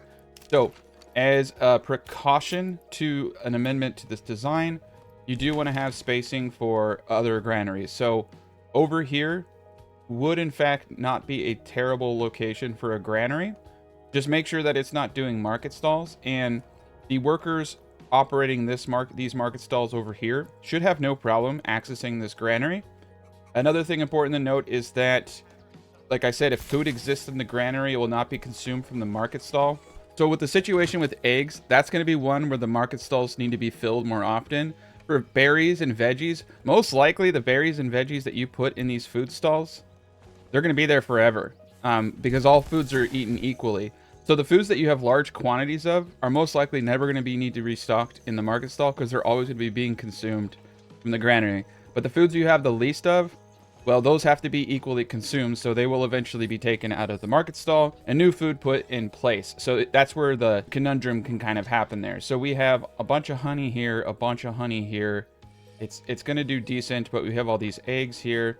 So there definitely is a point to having a backup granary that is just moving goods. The second thing to note is we most likely are going to be going into bread production, and we're going to want somewhere to store all that stuff. So where am I going to put my rye is the big question. I could grow a lot of rye over here. I could grow a lot of rye over here. Over here makes the most sense to me. So I am going to want a localized granary. So this is kind of an interesting thing, because if I put it over here, which is the best place for it, it's the closest, and there's more fields up here too. And then the barley, though, barley's all down here. So I need to find a good spot for all of this. I actually think that a granary down here next to the berries on this side would make a lot of sense, especially with farms over here and farms over here. I'm trying to find a healthy medium. I could just have their own individual granaries, but I don't want to have too many separated marketplaces, or I'll have to have a slight inefficiency in extra market stalls. So if I just have one big pile, it's great. If I have to disallow any, not from the granaries aren't important, what's important is what I allow in the marketplace. The granaries do need to be close enough to access the marketplace. I've had issues where if I have a granary over here, it can't put a market stall all the way over there. There are some things where you need to keep things close, but the game will tell you if it's not going to work. But yeah, we're going to put a granary right here, and that's going to help with berries. It's going to help get the honey. So if I have honey in here, they're not going to be spawning combs. So I need to get the honey out as soon as it spawns, basically. So you are going to want, at this stage, potentially just a granary worker that's running around helping out. You want to place it in a strategic place that can be used for future resources so that you don't have to have too much of this going on. And you want it to be close enough that it can run things to the food stall. Like I said, you're not going to have to run things to the food stall often unless it's a food item that you don't have a lot of and it's fully depleted in the granary. We got our new storehouse up. We're going to we have 13, so we're going to need two market stalls. That's going to help us get to tier 2. All right, so we're there. So now we're going to start upgrading to tier 2. This is going to give us additional regional wealth per family. It's a pretty big step, and this is what I was saying. You have a bit of a lull. We want to get these burgage plots here to tier 2. We can start making bows. Then you have a massive increase in wood costs once you try to go into tier 2, and then tier 3 is even higher costs. You know what I mean? I love getting to tier 2. It's when you start getting that passive money, and it really does help out in the early stages of the game to get that up as soon as possible. But right now we're being limited by boards. So at this point, we do actually want to come to the advanced tab and have our boards go up to 100. Okay, the ruler was just sighted. Oh, there's a bandit camp right there that he's going for. All right, so here's the deal. I kind of dropped the ball, but it's okay. We need to get the final blow on this camp. I'm having to run, which is something I don't like to do. But we need to kill these bandits if we're going to get the influence. All right, we're just going to charge head in like a bunch of psychos. And we're going to try to take the first aggro to get the kill. All right, so he's helping me out. We killed everybody. It looks like I did get the influence from that. And now we're going to go take the camp. And I'm actually going to put this camp into my treasury so that I can get more retinue. And we're going to go for the manor here. Perfect. All right, so now we have more money. Let's take a quick scan and make sure that there are no other bandit camps. That was actually really, really nice. I thought that I had screwed up there. And so we got everything, and we didn't lose a single person. And he helped us do it, too. That's like adding insult to injury right there. He basically did that all for us. Nice. So we have 17 total families right now. We're doing beautiful. We have veggies. We have berries. We got a little bit of eggs trickling in, like I said. So we have our 2 food types. We need to get to 3 food types to keep everybody happy. We're in a beautiful place. So let us take a gander at getting a manor up. So we need 20 boards. So I think that the manor location can really go anywhere. We have this nice little area of like a lull right here. We do want to make sure that we're not building on any of the good areas. I don't really think that we're going to be building anything crazy over here. Barley. So this area right here to me actually speaks to my soul as a nice area. For our manor, it's close to the city. I think it will do a great job. All right, so I also want to start preparing to get the next housing area developed. So we're going to do, I want to make it nice and neat. There we go. Cool.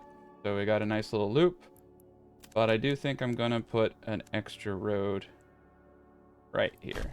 Cool. I think we can fit 5 in there, but I do like to have roads going through it. Typically, it's always nice to have a little bit of a road going through an area, but this is fine. Let's order another ox and let's speed this bad boy up.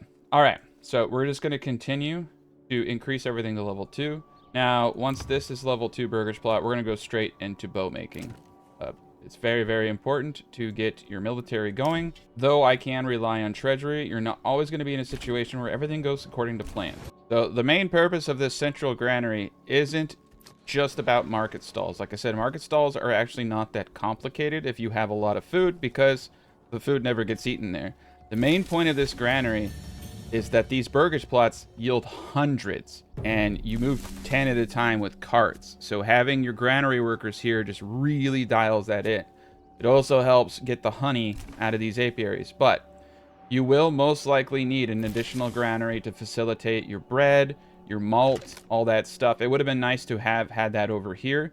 I'm most likely going to bring malt production down and around this granary and or make a granary specific to malt, which is not an entirely bad idea. Now, the tavern mechanics are really glitchy, and so a lot of you are probably, you know, clinching your pearls when I say I'm going to have a granary for ale production, because some people just completely disable that altogether in the granaries. But I'll go through some methods that you can use, so just table that for now.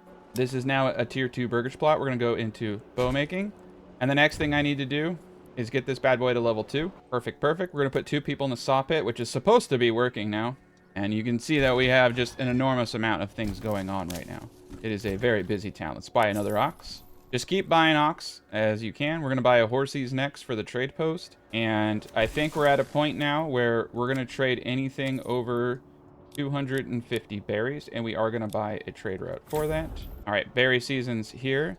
So let's also dial in berries, because this is going to be a pretty important part of our breakfast. No, it's every meal is berries. I'm going to remove this road because it's blocking my ability to place the berries.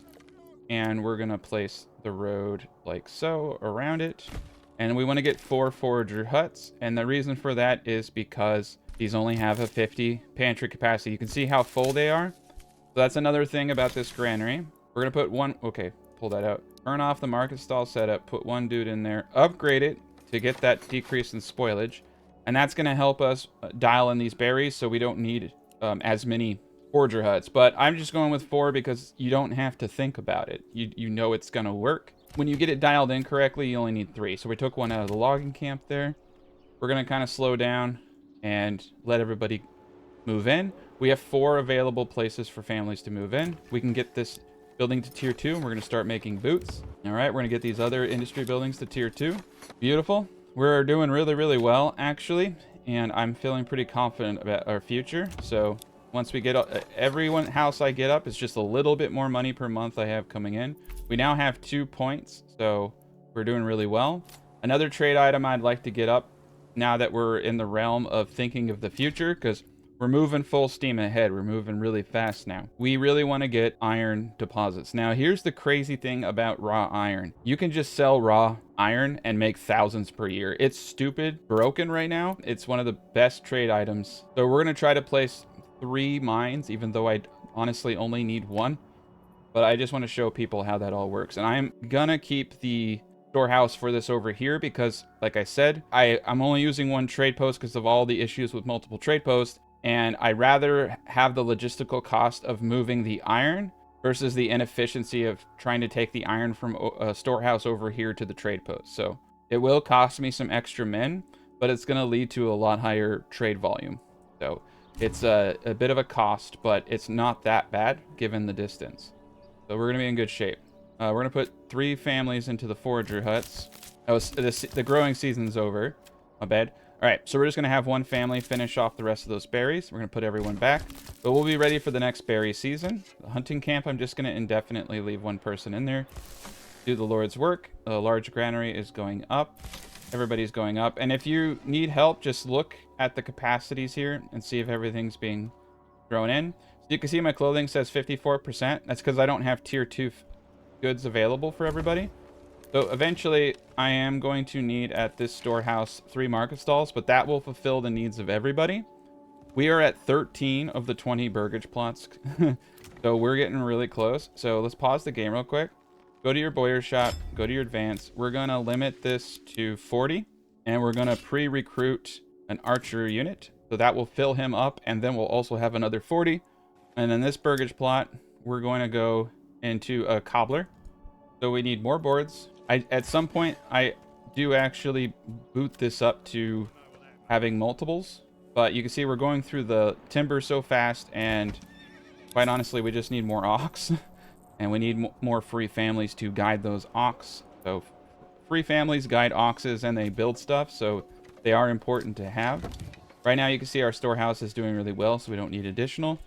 We just need to get our boots making. I'm actually going to move this hitching post over here. And I want to get the butcher shop up next to the trade post because we're going to be importing salt. We're going to use this for the butcher. So the alcohol production, the boozer, I want the brewery to be next to where I'm storing all of the barley and everything. So we're going to do that guy over here. And you can make it look as funny or wonky as you want. I think this looks great. We're just going to do V. This is going to be the brewery. So try to keep things organized as best as possible. We're in good shape. Now, it turned on the granary market stall, so just take it off again. You can tell it to store anything that it wants. Like I said, I don't have a problem with that. Market stalls aren't the logistical hurdle that they used to be. The granary is the biggest. Getting all of the goods into the granary is the biggest logistic hurdle. As long as your granary, honestly, is within walking distance for them to move a cart up, you're pretty good shape. You're going to be at your 100%. I know it seems kind of counterintuitive, but just trust me, bro. No, like, honestly, like I said, because food is eaten from the granary first, you rarely have to hit these food stalls. So we definitely need to get a little serious about wood. I only have one person over here, and he's already clear cutting. So I'm going to put one person over there. I don't want to put anyone down here quite yet. I'm just not ready for it. And we're going to start putting individuals into the forester. We need to get really serious about wood. Like, put a ring on it. Serious. Okay. Let's get this expansion area up. So this is the area that we're doing things in. That's what we're going to do. This forester, we want to get this guy up. He's just basically mining out this area right here. So that's perfect. So one on the logging camp, one on the forester. Eventually, I'll cycle these individuals out, but we just need so much wood coming in. And I think we're going to clear cut this area. So I'm going to put, we're going to put 3 people in here, actually. Let's get a ton of wood and speed this bad boy up. All right, because we've decided to put the booze down there, I do have room. I'm going to put 2 hitching posts here, and I'm going to try to order the horse so that it's right next to the trading post. Go to your livestock, automatically just assign these guys, and order that horse. You don't get your full yield of apples till the 4th or 5th year, depending upon when they go up. If they go up in the first part of the year, you can actually get a full mature harvest in 4 years, but on average, you're going to be looking at 5 years from the time that you put those up. But when you have immature trees, you get about 1/3 of what you're going to get in apples. So we're getting 360 apples. So we're going to get about 120 apples per year up into that point, which you can see right now we have 106 because they ate a few. So we're right there. So we're right on par for where we're going to be. So now we have 3 food types. Oh shit, another army was sighted. Oh, they got, I didn't see the bandit camp. So I dropped the ball. We won't be able to do it. But now he's going to have enough influence to take a region. We actually have enough influence to take a region. And I actually do have the wealth necessary. So the first region that I would personally like to take is this region down here. We're going to rally out. And we're going to claim the farming region for barley. I most likely don't need to rally my men out, but I just do it anyway. Just an abundance of paranoia. We have enough to do the cobbler's workshop. Perfect, so we can start making boots. Our butcher and a blacksmith over here. We might even want a joiner's workshop. Potentially not, though. All right, so we took this farming region, which also has perfect fish. So I can show you how to do perfect fish and all the fish mechanics over here. It's a nice little spot, and it's pretty decently close. So let's take a gander. Look at that, all that emmer. Barley, tons of good barley over here. Perfect. So we want our granary and the pickup location as close as possible. So I'm most likely going to build my town right around here. Firewood right there, a lumber camp right there. The fish are all the way over there, so we're going to make a little fishing village with a granary. And this is going to be a little weird. So let's continue to level up to tier 2. Once we get enough boards, we have 20 planks. Okay, we're going to get our manor up now. So let's do the manor over here. Kind of want to line it up with that road. Perfect. So we're going to connect the road here to here. Perfection. That will give us a nice little area. And the traders won't get their heads stuck going through the manor because they'll just take the routes around it. There is an issue when you use, a castle as the main point of entry into your kingdom. That the gatehouse top is a little low, and sometimes the traders get their heads stuck on it, and it's kind of annoying. So I've just been putting routes around my manor. The main thing is that it's the point of entry to the kingdom, so I think it's going to do a good job. This is kind of cool. Everything's really connected right now, and I like it. So we're doing great. All right, it's showing the stats for that place down there. Okay, we're in great shape. We have 10 months of fuel, 19 months of food, and we're selling a lot of our firewood, so that's why all that's going crazy. We have 2 free families. We have no more available living spaces, okay? So until we hit tier 3, we're kind of screwed. So I have 6 more houses that can go up. I think we're actually going to go for a 6th house, and I think I'm going to put it over here next to this gent. We might at some point want to have another type of industry. So we're going to do 2 double burgage plots here. Make sure they're double, double, double, double. Perfect. And we're going to do 3 here, and that's going to put us right where we want to be. This guy over here, though, is not good. Okay, so that is a problem. So let's try starting the housing plot right here to give just a tad bit more room. And that should work. There we go. That is a double burger. Yep, 3 double burgage plots. Perfect. So our cobbler is going full speed. You do want to put a limit. So we're only going to need 20. And that's because we only need to fulfill the demand of 20 tier 2 to the burgage plots if we stay under 20 burgage plots. So I like to just give a little bit of a wiggle room though and do double that just so we have more. So I'm going to do 40 on him and call it a day, but you only really need 20. Now we need to upgrade the church. We need to do lots of stuff. So let's go into the industry section. So let's do a clay furnace we're going to need. But first we need to start getting all of that lovely clay. So my clay is thankfully right here. So we'll get one up there. And we're going to attempt to do 3 on this mine. No deposits in range. So you're going to pause the game and go as slow as possible. But you can get 3 if you inch them like this. See? So I have 3 mining pits. I really only need 1, but people have asked me so many times why I don't do it that I'm just going to do it so they don't ask me that. But realistically, you probably won't even use all of them. And then we're going to connect it to the main road like so. And we can connect this road like so too. There we go. Just creates nice little pathways. Perfect.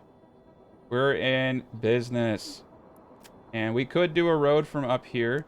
I don't think it's necessary. I'm going to make them walk through the woods.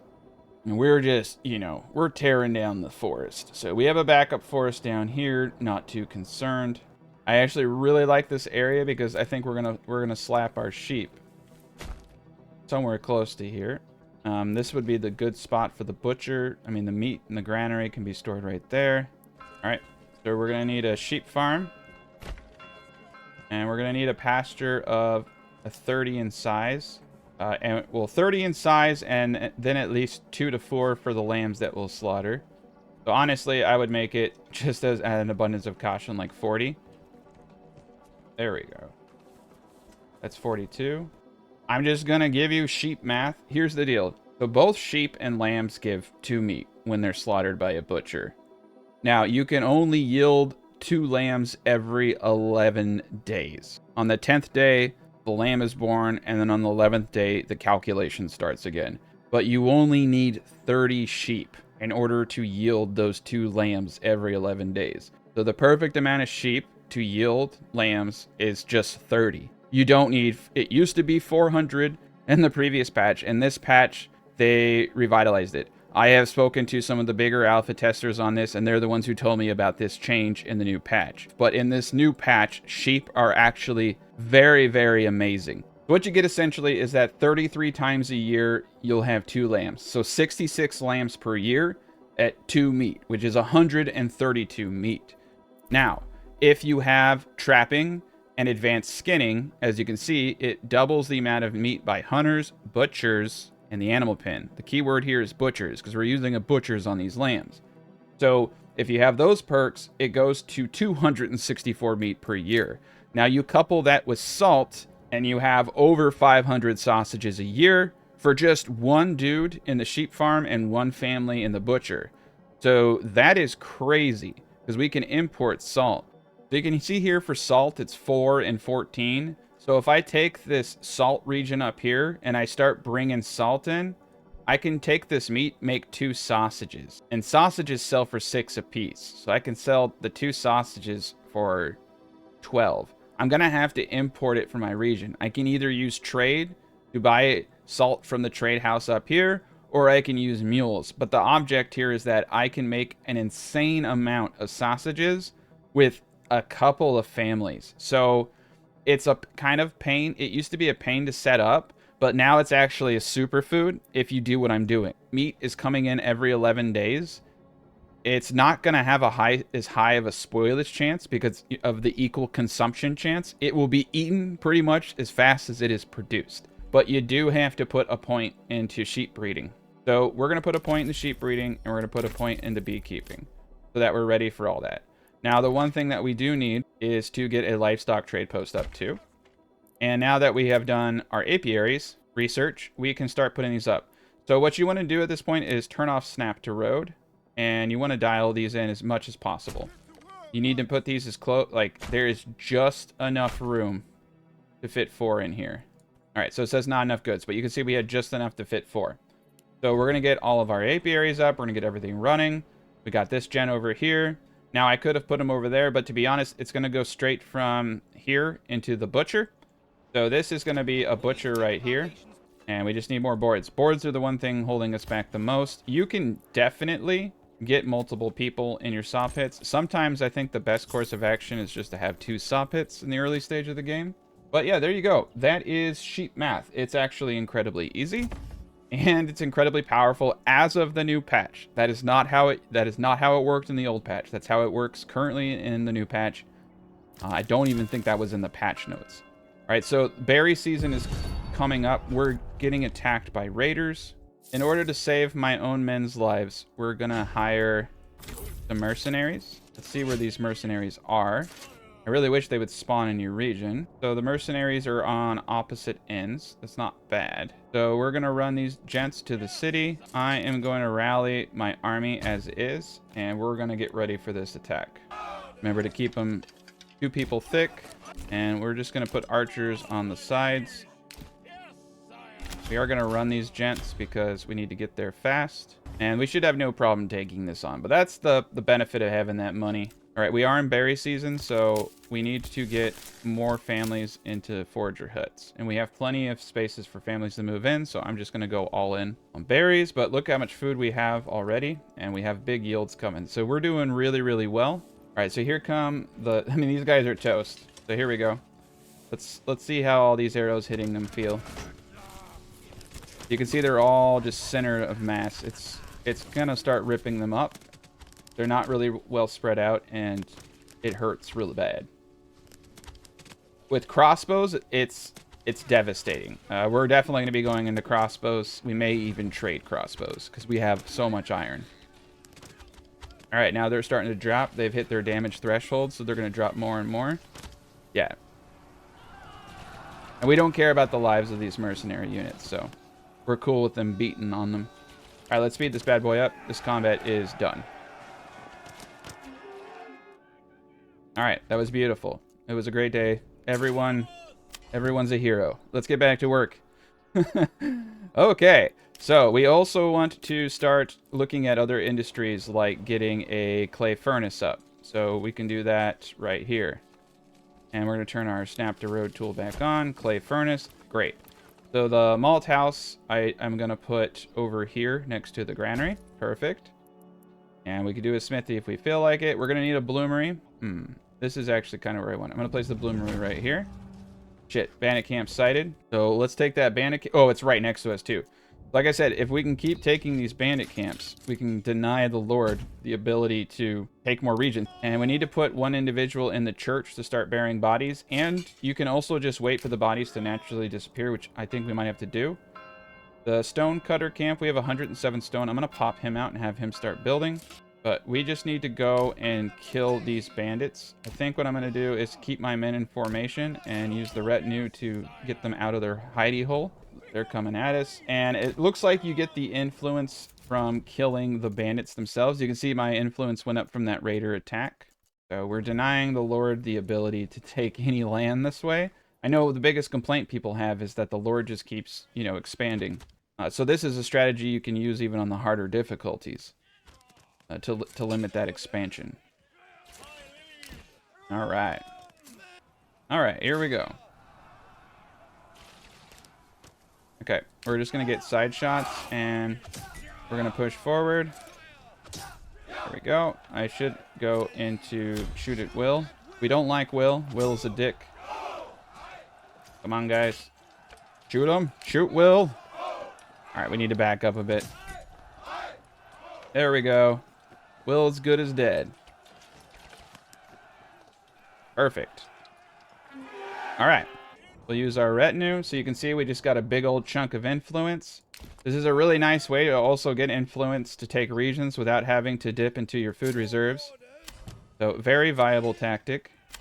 And I'm going to send the money into my treasury so that I can get more retinue.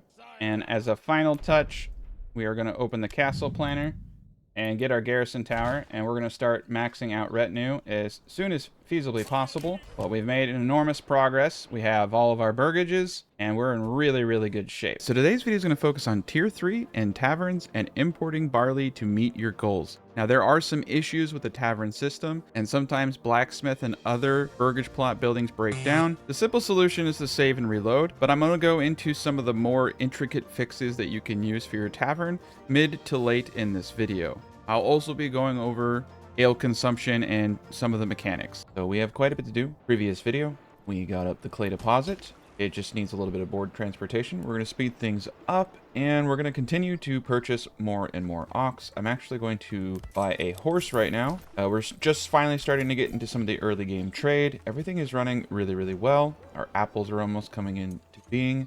We're getting apiaries up. We're kind of in a little bit of a board crunch right now, but we have 45 planks. So let's actually take some time to finish off all the apiaries. So we're going to have 8 in total. You can see, because I did not control these points, they're not going to fit. So you need to make sure that when you're placing these apiaries, you're turning off the snap to road tool. Come into your apiary, snap to road tool off, and try to get these as close together as possible. There is just enough room for 4 of these, and 8 of these is going to get you around 200, 250. The big logistic hurdle, as I explained, is that you need to get the honey out of the apiary for it to continue to generate new honeycombs. All right, everything is hunky-dory. We're doing a great job. I'm probably actually going to disallow vegetables and apples here. I primarily just want this guy to help out with the honey, the berries, and everything else. Veggies and apples really should be the sole priority of this guy here. So we're going to try to use him to assist. He's also going to help out with chicken eggs and everything else in between. So yes, we're using an extra granary worker to help push the large quantities of food with the market stall off. And I've done the same for trade. This gentleman is not doing any kind of market stall setup. Previous video, I go over all of these setups. So if you're wondering, rewind, watch that last episode, and I will go into it goes into detail. But we're gonna keep on trekking along. We have 3 mining pits going up, and as I said, we're gonna actually end up just straight up selling raw iron ore, which is one of the most broken trade items in the game, because you just need a couple of individuals to do so. So we want to take Sheenfurt. He is taking another place. As I said, if we continue to take bandit camps, we will deny his ability to expand quickly. He unfortunately got 1 bandit camp, and we're going to continue to upgrade every single house possible to tier 2, expand our living facilities. We have 3 available living spaces, and right now we're currently in just a massive ramp up phase. We have the clay furnace going up over here, and so once I can get some clay coming in, we're going to upgrade our church and start focusing on other things. Now, we have the malt house down here. We have a burgage plot level 2 that is going to be turned into a brewery. I'm going to pause the game real quick, and we're going to place a small tavern. So the ale consumption mechanics are actually relatively very easy. I'm actually going to place the tavern closer to where all the houses are. This isn't too far from my area that I think is going to be detrimental. You want things close enough. This is definitely close enough.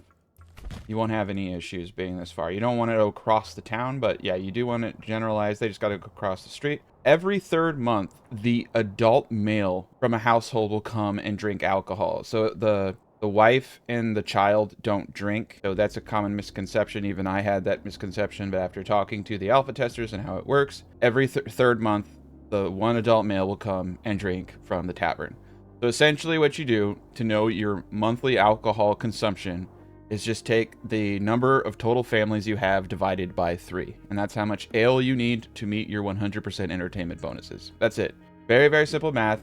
Very, very simple. So that tells you basically how much barley you need. Families times 4, because there's 4 quarters, is how much barley you need per year to produce. And you can actually usually produce that quite easily.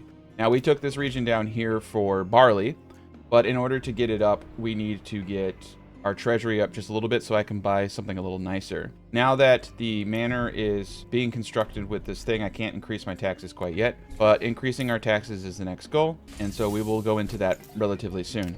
We're also going to be looking at a couple of other things to do here, like getting this as a butcher eventually. Right now we don't need it, so I'm not going to do it. And this guy here as a blacksmith. So he's going to become a blacksmith, and we're going to start making widgets here in a bit. We also have a bloomery and some other things going up.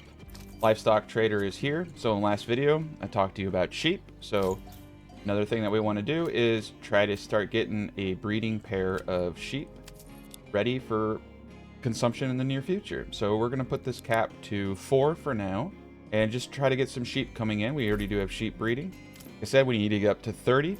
And we're in really good shape. So let's leave it as is. And I'm just going to continue to purchase ox on my own time, because I don't need to get too many more. I have 8 and we have 2 horses. Perfect.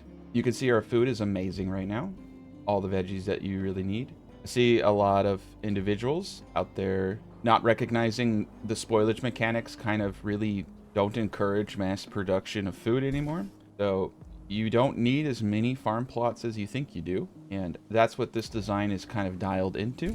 We're going to need quite a bit of families to get this food type. So honey does have an immense personnel cost to get the food, but the thing about honey, though, is it doesn't spoil. So honestly, it's kind of a superfood, and you can trade the excess for quite a bit of money. So honey is a favorite of mine. But with this setup, you have 3 food types, and if you have berries or fish, you have your 4th. You technically don't need to go into any other food groups, but we're going to do it anyway because we can, like I said. All right, it's tax time. So we're booting up our taxes to 10%. You can actually even play around with your taxes and get like at 9%. I think you get -5 and -6. So for 1%, that's not bad. But you just want to make sure your approval rating is above 50% and you're going to get those families coming in. We now need to expand our living facilities. So basically, we are in a ramp-up stage where we just need to get as many bodies in here as possible, start expanding living spaces, and getting chickens and doing all that jazz. And this burgage plot right here, level 2, we're going to turn this right into a brewery extension. We need to start getting booze production. So in the beginning stages of this game, we're going to import the barley straight up and process it into malt ourselves and do all of those things. Now, if your ale production breaks down, and if your blacksmith breaks down, we're going to set this to iron parts, save and reload. That's it. It usually fixes all of the issues that are currently happening, and they will happen to you. Typically, when you upgrade from tier 2 to tier 3 is when it breaks down, but saving and reloading has fixed it for a lot of us, including myself. And once the mining pit is up, so I want to start getting iron ore as soon as possible as my next trade item. Again, I'm using this storehouse to pull the ore right next to the trade post because, as I said earlier, I am using one trade post to really hyper-focus trade. It works really well, and I'm offsetting the logistic cost of, not having a storehouse next to the mine by just using a couple more workers. But what that means is that I'm going to be able to quickly replenish what I'm selling in the trade post. You can see I have berries and I have firewood. We're in really good shape. I need more traders. I kind of just need a lot of everything right now. We're very much people limited. And we are at 18 of 20 burgage plots, and we need 3 food types currently. So we are going to need 3 market stalls in the large storehouse that is furnishing all of the firewood and clothing, another market stall as well. So we have 5 months of fuel, so we're actually going to boot up another person into the woodcutter's lodge. We have a lot of consumption, and we will eventually go into coal. And I realize that no one can build anything, and that's fine because we have 6 available living spaces. So I'll just let the next person do it. And once we get enough money, I'll pull taxes down so we can get a 75% approval and start getting 2 families. But I'm okay right now. I'm okay with the trickle. What we want to do is just kind of get everybody up and running. And this might have to wait for the next episode because I would like to be able to hyper focus on expanding your first area and trade and all of those logistics. And like I said, we're going to do a pack station. And I think what we're going to do is trade honey for barley. We can also use the trade post to straight up buy it, which is never a bad thing either. We could also trade other things for barley. I can put a trade post next to the large storehouse here. We could make some high value items and start trading those, such as crossbows. I could trade crossbows for barley, and then I could sell crossbows over here too. So you can make an item that you ship over to be traded at the other facility, but we're not going to need that much barley, so it's not tangible in this example. But in a larger example, it's if you want to make an item that you can't personally sell at your trade post and then use that to trade for the item you want, then you could use the trade post over here to trade that high volume item that you were not able to do over here because you already have like 5 or 6 trade items, and adding more is just not feasible. So there are some really good ways that you can min-max this game to that degree. But other than that, everything is golden, and they're pissing me off because they're taking a really long time.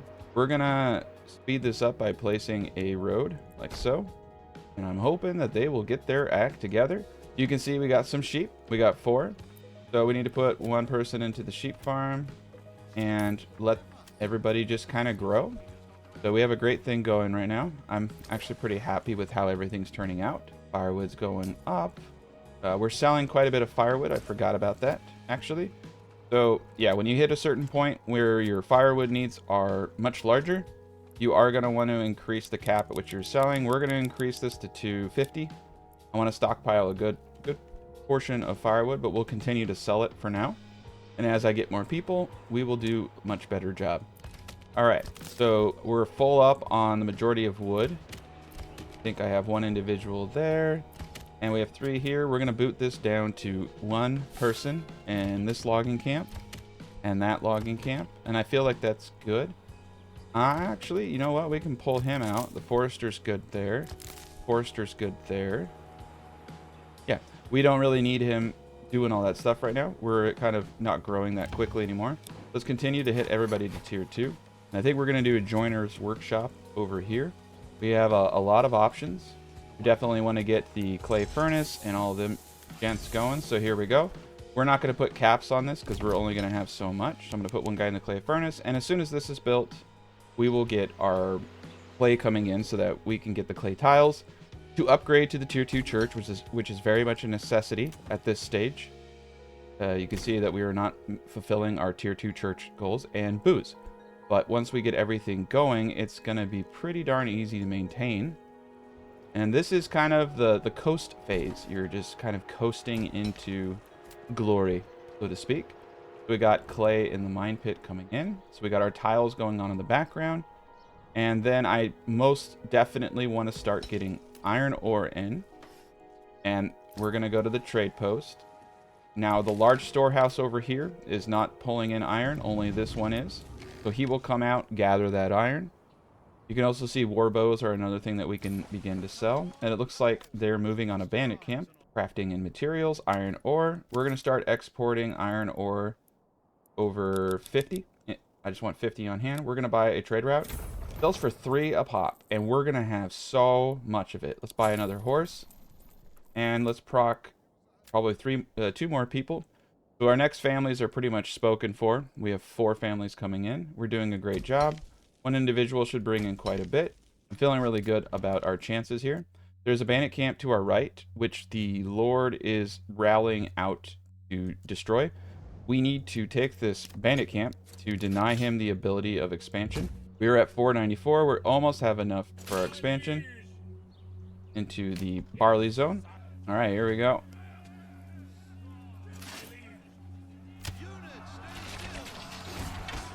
Perfect. We're going to shoot at Will, because we don't like Will, and we're going to shoot him from the side. Boom, boom, boom. Perfect. Now we can send our workers back and use the retinue to go collect the money. But that will deny him any kind of influence bonuses that he wanted. Eventually, we can take this region up here for salt. Actually, we're going to take this region right now so that he doesn't screw up our plans. I prefer not to have to go to war with him too early. And definitely we're going to be getting into crossbow production and getting our crossbow units. So we're going to send this to the treasury. Nice, we have 696, perfect. I'm going to accumulate quite a bit in my treasury. I want to be prepared for any kind of war and conflict. I want to be able to expand my zones very quickly. So now we are at a stage where we have quite a bit of wealth and we're in a grow up phase. So we're going to go heavy into bow production now. So I'm going to set a quota of 100 war bows. So we're going to have 50 war bows and sell 50 war bows at any given time. And then I'm going to set my war bow production right here to export anything over 50, and that's going to bring in quite a bit. They definitely nerfed the export cost so for it, but it's still really good. But yes, there's our salt, which we're going to use to import into this region to make sausages with the sheep. So I'm going to let the sheep just do their thing until we have about 30 of them. So it's kind of good to start this early game, so because you don't need 400 now. 30 is so feasible. You have an extra perk point and you want to, 100 or so meat, and you get some salt, because that's like 250 sausages once you get the salt in. We just got too much going on. I'm a little hyper focused on trade at the moment, as you can see, because I need to start importing barley. So my main focus right now is ramping up the items that I have for trade. We got war bows, we got berries, we got a lot of veggies now, 402. Once we get all our families up, it's going to be a lot harder to trade foods outside of honey. Because because of spoilage and consumption, there won't be too much excess, but there will be enough excess that we don't have to worry about things like drought or spoilage rates. But as a trade commodity, it won't hunt, so it's not going to work. But we're in really good shape right now. We got everything coming up.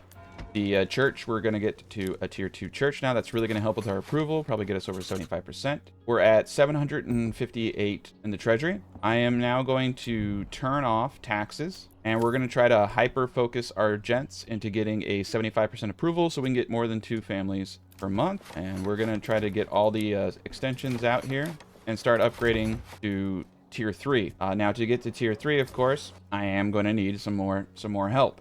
So we're going to dial back trade. I'm going to pause real quick. We're going to start importing barley. We're going to import to have just 10. I am going to buy a trade route because I want it to go as quickly as possible and as fluidly as possible. That barley is going to come in. It's going to be brought down most likely to one of the granaries. Now these other workers are going to do a good job. So what we want to do is allow barley here. We do not want to allow barley here. No barley. Everything else, even actually the rye and the wheat, because we're going to use the other guy for it. And we don't want malt, and we don't want alcohol, and we don't want grain or flour stored here either. We want all of that stored here. So this granary worker is going to help facilitate the movement of those goods. Now you can see that I do have berries in here, and there are vegetables from before when I told them not to do it anymore. So this granary worker is basically going to help us move around and deal with the logistical costs. It's very vital. We're not going to put any caps on anything at the moment. We definitely need to get this malt house up. We have 2 families now to help with building. So we're going to take an inventory of everything right now and kind of say, what can I dial back? What do I need? So we have no worker there. We have 1 worker there. No workers over here. I could definitely start dialing in my berry workers, but I need to make sure I don't screw up and forget them, and I'm just very notorious. I do personally like the set it and forget it approach. So we're going to leave everything as is. I'm going to do eggs over here eventually, but right now I am kind of bottlenecked by my cash flow. You can see that we are bringing in the iron ore, and we should start selling it momentarily. Yeah, we're doing really, really well. Once we get over 50 ore, we'll start to sell it. I'm actually going to pull this down to 40 ore. We need to get some money coming in. You can see from the 4 sheep that we are actually, so we got 1, 2, 3, 4, 5, 6, 7. We've already had 3 sheep breed. So I just buy 4 to get the process going, because by the time we're ready to start slaughtering everything, we should have 30. All right, so we have the ability to upgrade to tier 3 as soon as I get the malt house going.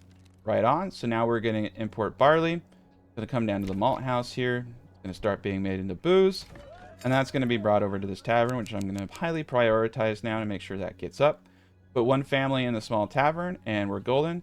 Now, the small tavern will fulfill the needs of, I believe, 15 burgage plots, and the large tavern will fulfill the needs of 50 burgage plots. The tooltip says 100. but it's wrong. And you know, when you look at the pantry, you'll see that it's 0 out of 50. So remember that entertainment bonuses and food variety, fuel, these are approval bonuses. They're not consumption. So even the same applies for here. The entertainment bonus is based on the availability of ale. The consumption of ale is what I said, which is every 3rd month the male comes and drinks the alcohol. So your consumption is basically 1/3 of all your families per month, and they'll come and drink randomly. But don't correlate this entertainment supply as the same as consumption, because it's not. So it's important to really separate consumption and supply and demand bonuses. Think of this as supply and demand bonuses. It says right here what supply and demand is. It's the availability of goods and services. It's not consumption. So how things are consumed, though they do consume alcohol for the tavern, this bonus is just based off availability. What I'm getting at is the pantry size tells you how many burgage plots can be fulfilled. So here you see it's 15. When we upgrade it to a large, it will be 50. So we are going to upgrade this to, we're going to put a person in before we do it, because we won't have that option. I'm going to use an overstock of 5. So this basically just treats it as if I have 25 burgage plots worth of alcohol in here, but I only need 20 to hit my demand. So essentially, that's what I was saying, is that distance isn't too much of an issue if you can use overstock features to make sure that they are, you know, pre-stocked. So you will be fine with this setup, with it not being exactly right next to it. It would be more optimal with the tavern right next to the setup, but I want to show you that there is flexibility within the system so that you can build your cities how you see fit. So there we go. Beautiful. Fuel stockpile reserve can be actually pretty useful in the malt house. We have 2 free families. We got, okay, so the booze is going to start being produced. Yeah, we're in really good shape. We got iron ore coming in. I'm actually going to put another individual in this mine. I want to start really selling that iron. This granary worker, I might need to get another one in to help facilitate movement. So I think a lot of people right now, they're struggling with, hey, like, my veggies aren't moving, like this isn't moving, XYZ's not moving. It really helps to have these extra workers to assist with those things. I have my granary here so that my pantries are not full of food, as you can see. So I'm not having that issue where my pantries are full of veggies or apples and not being removed because my workers are not overwhelmed. Now, in the early stage of the game, when you just have one granary worker in here in one food stall, things get a little wonky, right? But as you come closer to equilibrium in the later stages of the game and you have 4 granary stall workers in this area, you're not going to have issues. So, the main issue I think you're going to have is moving the barley and malt around and not necessarily the alcohol. And some people turn this off because they've noticed it's glitching the game out. And some people don't set quotas. Like on the malt house, I really should have a production limit here of like 10. But the thing is if I don't set a production limit of alcohol on my brewer, then it's just going to produce insane amount of alcohol in excess of what I actually need. And this is where the game right now needs a bug fix. So I will do my best to explain what you potentially may see and the solutions that I have used to solve these issues. But the biggest tip I can give you is to save and reload. It usually fixes everything. All right, so we have 1 worker. You can see the ale is coming in. We're at 5%. This individual right here can go to tier 3 now, so we're just going to straight up do it. The sooner I get into every one of these houses I upgrade to tier 3 is 2 more families moving in. 2 more families. Isn't that beautiful? All right, tier 3. Now I would prefer to upgrade these gents first, but beggars can't be choosers, so they say, and I just really need to get these families in right now. We're at 79% approval, so we're getting 2 families per month, and yep, there we go. You can see how amazing this is, so we're just going straight into tier 3. So the objective for the end of this, by the end of this chapter, we're going to have almost every building except for probably the brewers and all of these guys to tier 3. Now, one of the bugs that a lot of us are noticing is when you move an artisan building to tier 3, that's when it seems to be breaking. And I've noticed it too. But as I said, saving and reloading fixes it for me. So I don't know if that should deter you or make you aware that once you upgrade these to tier 3, you probably want to save and reload your game. so that you don't have this breakdown of, you know, production chains. I know it's silly. It really is, but they unfortunately have not patched this yet. Tier 3, Tier 3. All right. So you can see our entertainment's 45. We're making lots of booze. It's wonderful. It's a wonderful thing. So we're going to try to see if we can set the production limit. Now remember, we've set ours to 25. So I'm going to set our booze production to 30. 50% more than what we need. I think that's a good little healthy equilibrium right there. We have more than enough money coming in. You can see that we are trading warbows, firewood, berries. Eventually we'll be trading more. We're going to get more families, and you can, you know, use more horses. So we're going to get more horses. I mean, everything is doing really well right now. We got 2 people in the mines. We're almost through the mining pit up here. Eventually, I may or may not have to import clay. It's actually looking like we're not going to have to import any clay because we're staying at that 20 burgage plot. If you go over that, you will have to import clay because you will need it to upgrade further housing. We got our next point. I know we're going to go into rye cultivation. I also know we're going to go into deep mining. But right now we have 2,200. So I think we're just going to go straight into rye right now. And let's get our fields mapped up. So for a population of this size, we're actually only going to need 6 1 Morgan plots. And we're going to do them at 1 Morgan because it seems to be the most efficient size. In a lot of testing I have done, it's just been the best result as far as how well they maintain the grounds. The bigger they are, the longer it takes for them to sow the land and all that kind of stuff. And it seems to really add to the time. And what I want is for them to start at the bottom here and go slowly up. Now, if I were using ox, something like this would be preferred. And this is great. So yeah, we're going to do 1 Morgan plots, just like so. And we're going to do 6 of these, okay?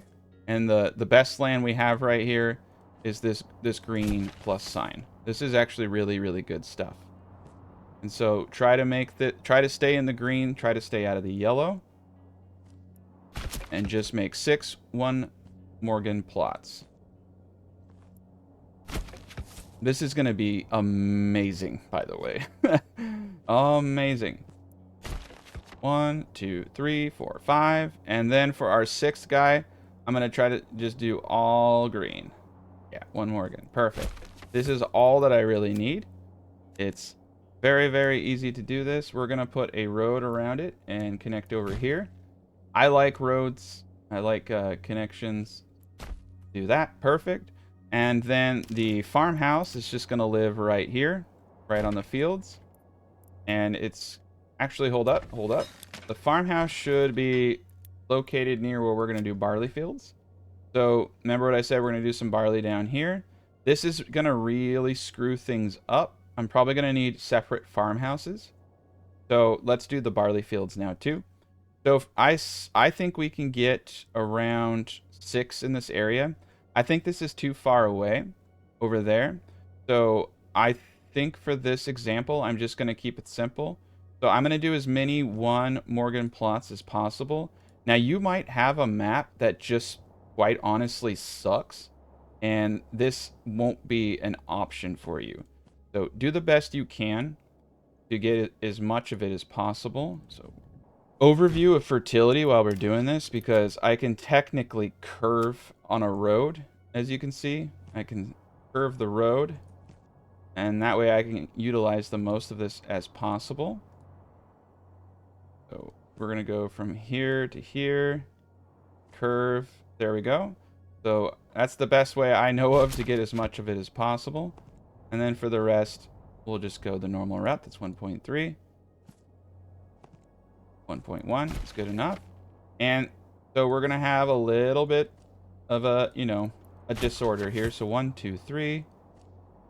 And like I said, I'm pretty certain that we can get 5 out of this.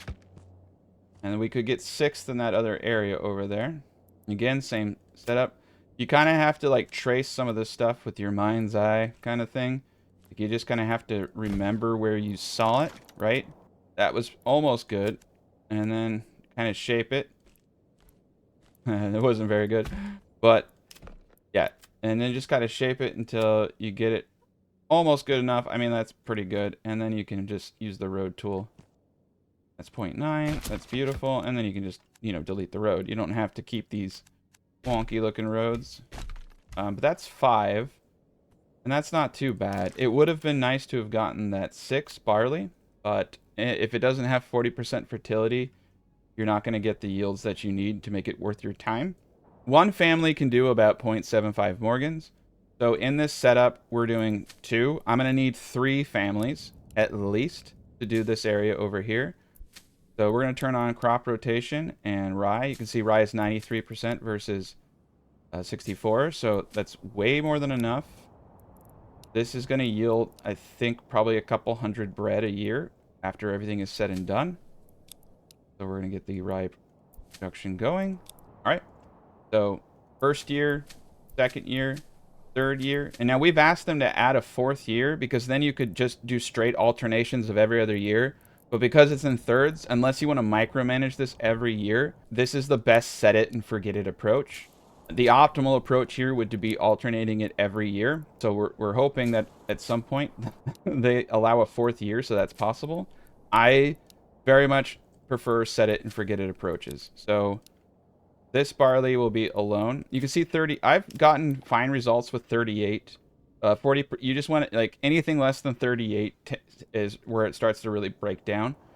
But yeah, so let me just give you an example. Like this orange stuff here, this wouldn't cut the cake. I mean, we could actually try it, but 26%. For the sake of science, let's actually do it and see if they patched it. Because maybe you can get away with it. I mean, it's inefficient, but for the overall, we're already going to do a set it and forget it for the amount of workers to do the 2 fields down here, right? So I'm already going to have 3 farm families down here and 3 farm families over there. So I might as well do it anyway and show you how bad it is, because we'll get something, but we won't get it a lot. And we're going to put the farmhouse here. Now, all of these goods are going to this large granary over here. So we're going to backdoor a little pathway right here so that they have easy access to the large granary there. And then the farmhouse is going to be located... I'm actually going to look at the farmhouse right here next to the granary. And we're going to put a windmill. If we cut down some of these trees, we can actually get the efficiency higher. So you want as high as an efficiency as possible. I'm actually okay. We don't want buildings too close to the animals here. So let's see. Oh, look at that. 86%. I'm okay with that. The one thing I could say that would increase efficiency in a reasonable path would be putting the oven right next to the granary. But you can see that it isn't exactly possible unless I move the hunting camp, which I'm going to do. So we're going to move the hunting camp over here, and we're going to put the bakery right across the street from the large granary here, and that's going to be great. So up here, I am going to allow them to store bread, and down here, I'm going to say don't store that bread. That way the market stall workers up here are bringing the bread. I don't want any of the other things like flour and any of that up there. No bread down here, everything else. It's great. So we're doing a great job. Everybody's happy. Our entertainment bonus, as you can see, is 0%. We have no ale. So the way to see if the game is glitching is to look at malt production. So we have 10 barley, and we're not making any malt. But that's okay. Let's let the game kind of catch up. I know a lot of things have been going on, so they may just need to move it. You can see I have 2 alcohol in this granary and nothing in the tavern. So the game has, in fact, done it to me. So we're going to save, unbug the tavern, and we're just going to reload. And what I have noticed is that you need to give it about a minute to unbug when you load. It will eventually start working again. So we have loaded back in. Farmhouse, we're going to hold off on the farmhouse. I just wanted to show you guys the setup. We're going to get all of our families coming in. The ale, you can see how it's switching between 0 and 2. That was it glitching. It's still glitching. So a lot of people go to not holding ale in the large granary. Sometimes if you destroy the granary, it will reset it. I hate doing it though, because spoilage rate in your pantry for alcohol is quite high, but it might be a necessity in this early game design.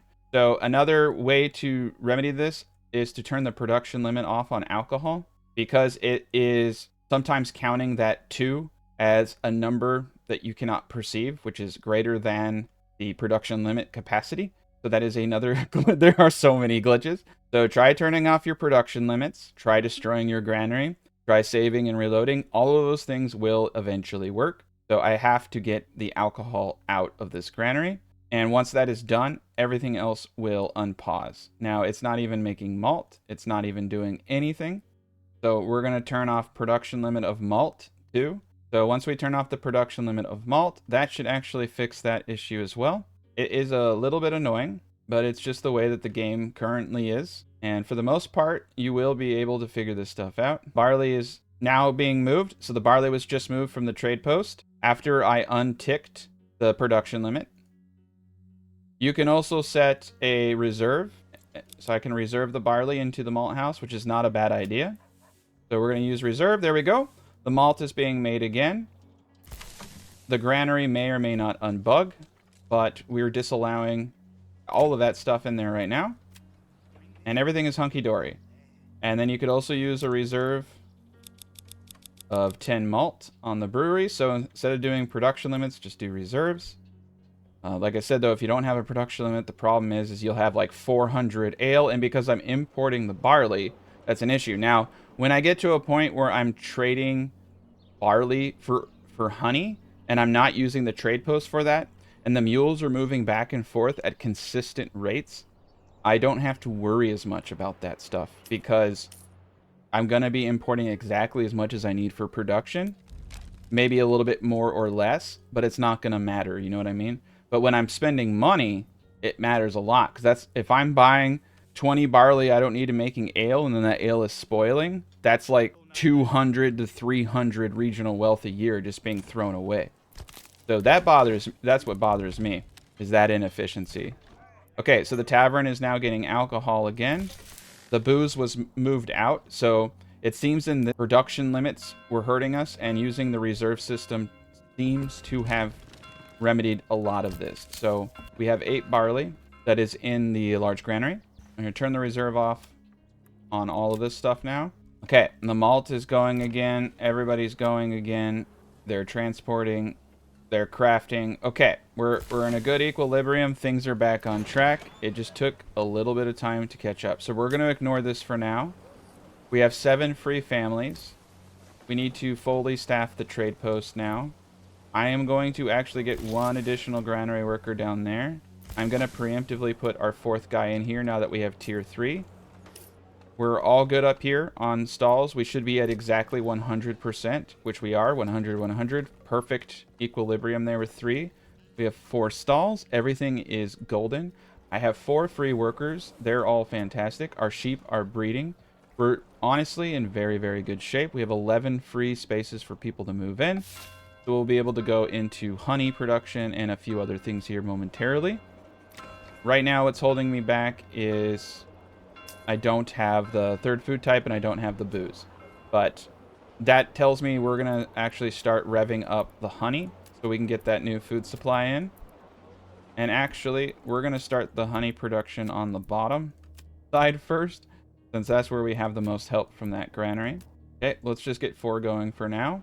Every little bit helps. Remember, we can mix and match. So the apples, the honey, the meat can be our 3rd, but we definitely need to get bread coming in and other things to help offset some of this early stage annoyances. Having a 5th food type really helps your other foods accumulate in large quantities. When you have fewer food type, it's really easy for them to consume so much that you can't get a foothold.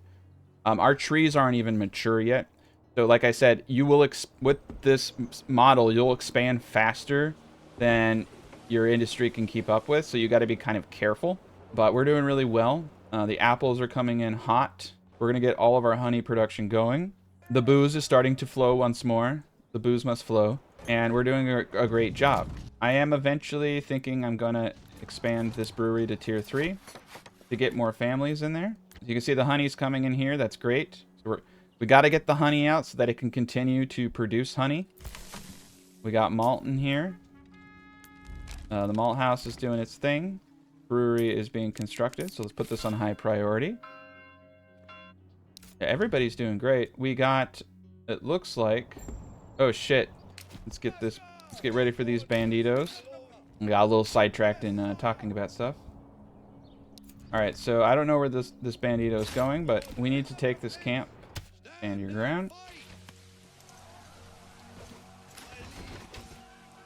get some side shots. Go forward. There we go. We go get that money. Him go up there. Everything's in good order. We have 2,000 regional wealth. So I hope now you can kind of see why I use one trade post. I do not have problems with one trade post. That the same problems that I have with multiple trade posts seems to be a pretty inefficient market. I know it's tempting to try to sell as much as possible, and it makes more sense to do that, but the current mechanics just really don't support it. All right, so I put that in my treasury. We have 882. All right, so we have 2 families. I really, really, really need to get the bloomery going. All right, we're gonna get the bloomery going. We're gonna come down to our blacksmith, who's gonna now be producing iron parts. I'm gonna have him produce a max of 100. And we're going to have our bowyer now switch away from bow production, crossbow production, and we're going to queue our first crossbow unit. I rely heavily on mercenaries now in the game, rather than trying to over-focus on military. I prefer to build up a strong economic foundation. So you're probably wondering, why am I not putting more effort into, you know, building my military? You don't really need to. So that's just, you know, the way that the current mechanics work is it's pretty easy. So I want to get a family in here. All right, look at that. 517 veggies, 246 berries, 94 apples, 28 honey. So our honey is starting to accumulate. And you can see that this granary down here with 11 honey, because it's able to get the honey out so that it can produce more honey, we're in just absurdly good shape. So it's very nice to have this guy here. We have 28 malt. We should see them start producing. You can see that they are waiting. So again, this is the glitch. So save and reload, and everything will remedy itself. So just check them out, see if they're... Okay, so now they're transporting instead of waiting. 2 of them are transporting. They're going to get what I need. They're going to get their foods. It's a beautiful day for us. They're crafting again. There we go. So that tends to do it. It's super, super annoying. But we got our ale production back in shape. We're going to let them do their thing. And again, this is why some people just say, hey, you know what? Just don't have them store malt here.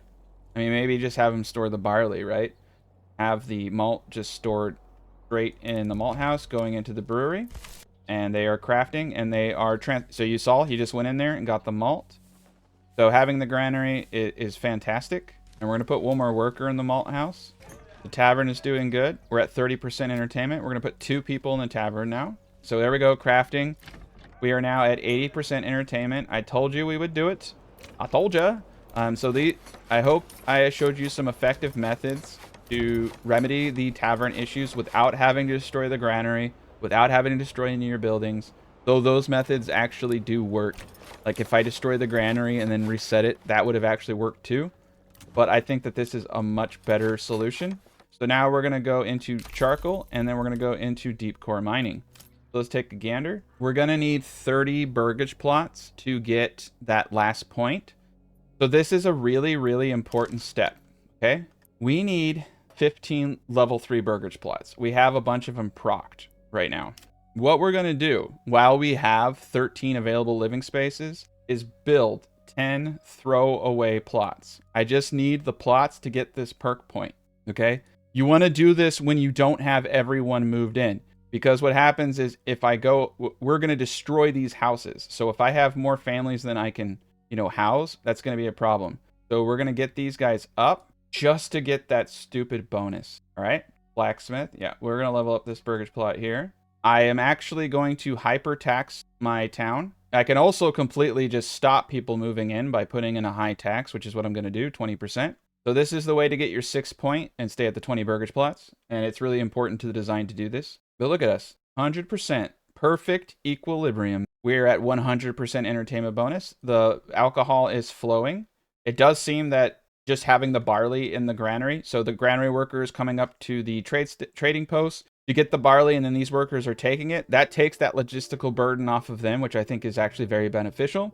So it does seem that just doing barley in the granary, having the malt go straight into the brewery from there is very sufficient. We're going to try putting a production limit back on this stuff because actually I'll need to cap malt. Malt's the one I'll need to cap too. So we're going to cap malt, and hopefully this won't break the chain again.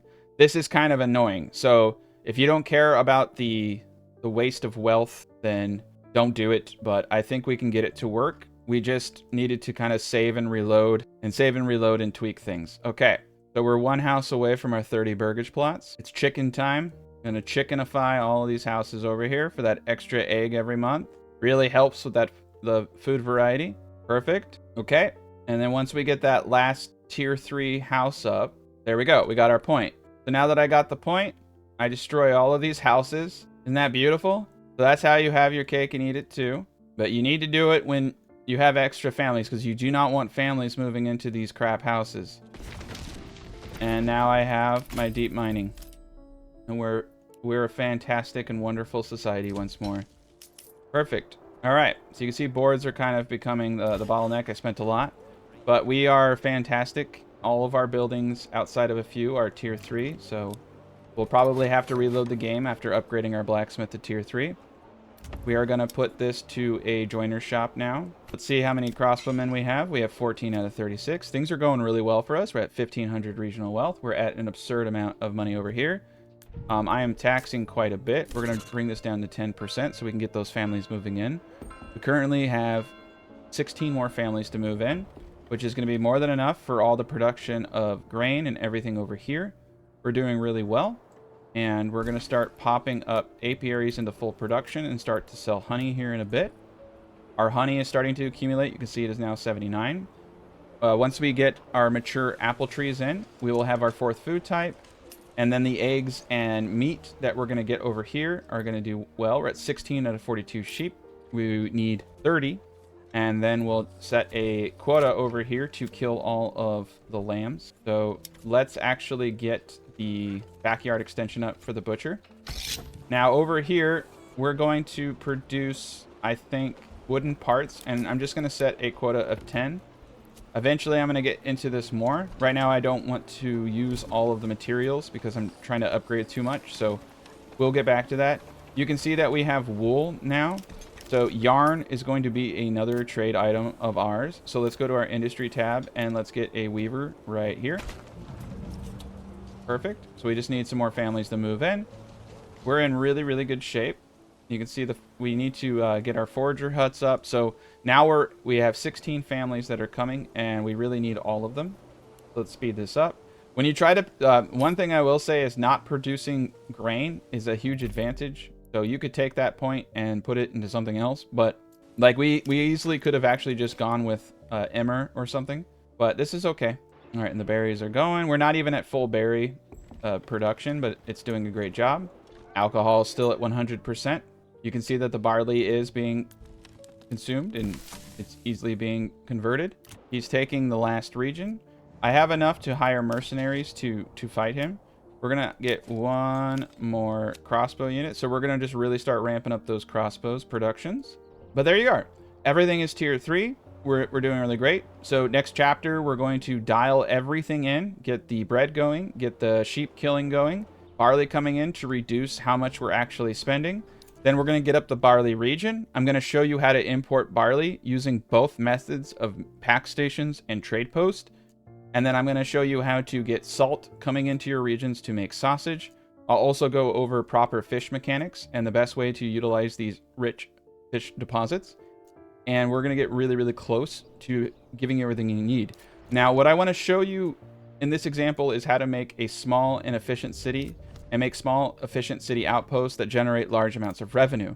But you can easily take what I'm showing you and extrapolate that into, say, building a city that has 60, 80, 100 burgage plots, right? You just need to ramp up the amount of pack stations and trade that you have for barley. You will definitely need a region dedicated to barley. But hopefully this will give you some of the tools you need to facilitate your designs and how you want to do your cities. And welcome back to the final chapter. In today's video, I will be showing you the final steps and general guidelines that I use when evaluating my cities. We'll be going over pack stations and trade between regions and how all of that works. And I will be setting up an example and we will attack the Lord's territory. So we're going to finish off the design in this video. Tier 3, and then we're going to focus on getting up both the salt mines and the barley farm just to show you how trade works. Now, as I stated, you actually don't need to do any of that. We are at a perfect equilibrium, 100% entertainment. We still have money coming in, and we haven't even hit our peak ability in trade.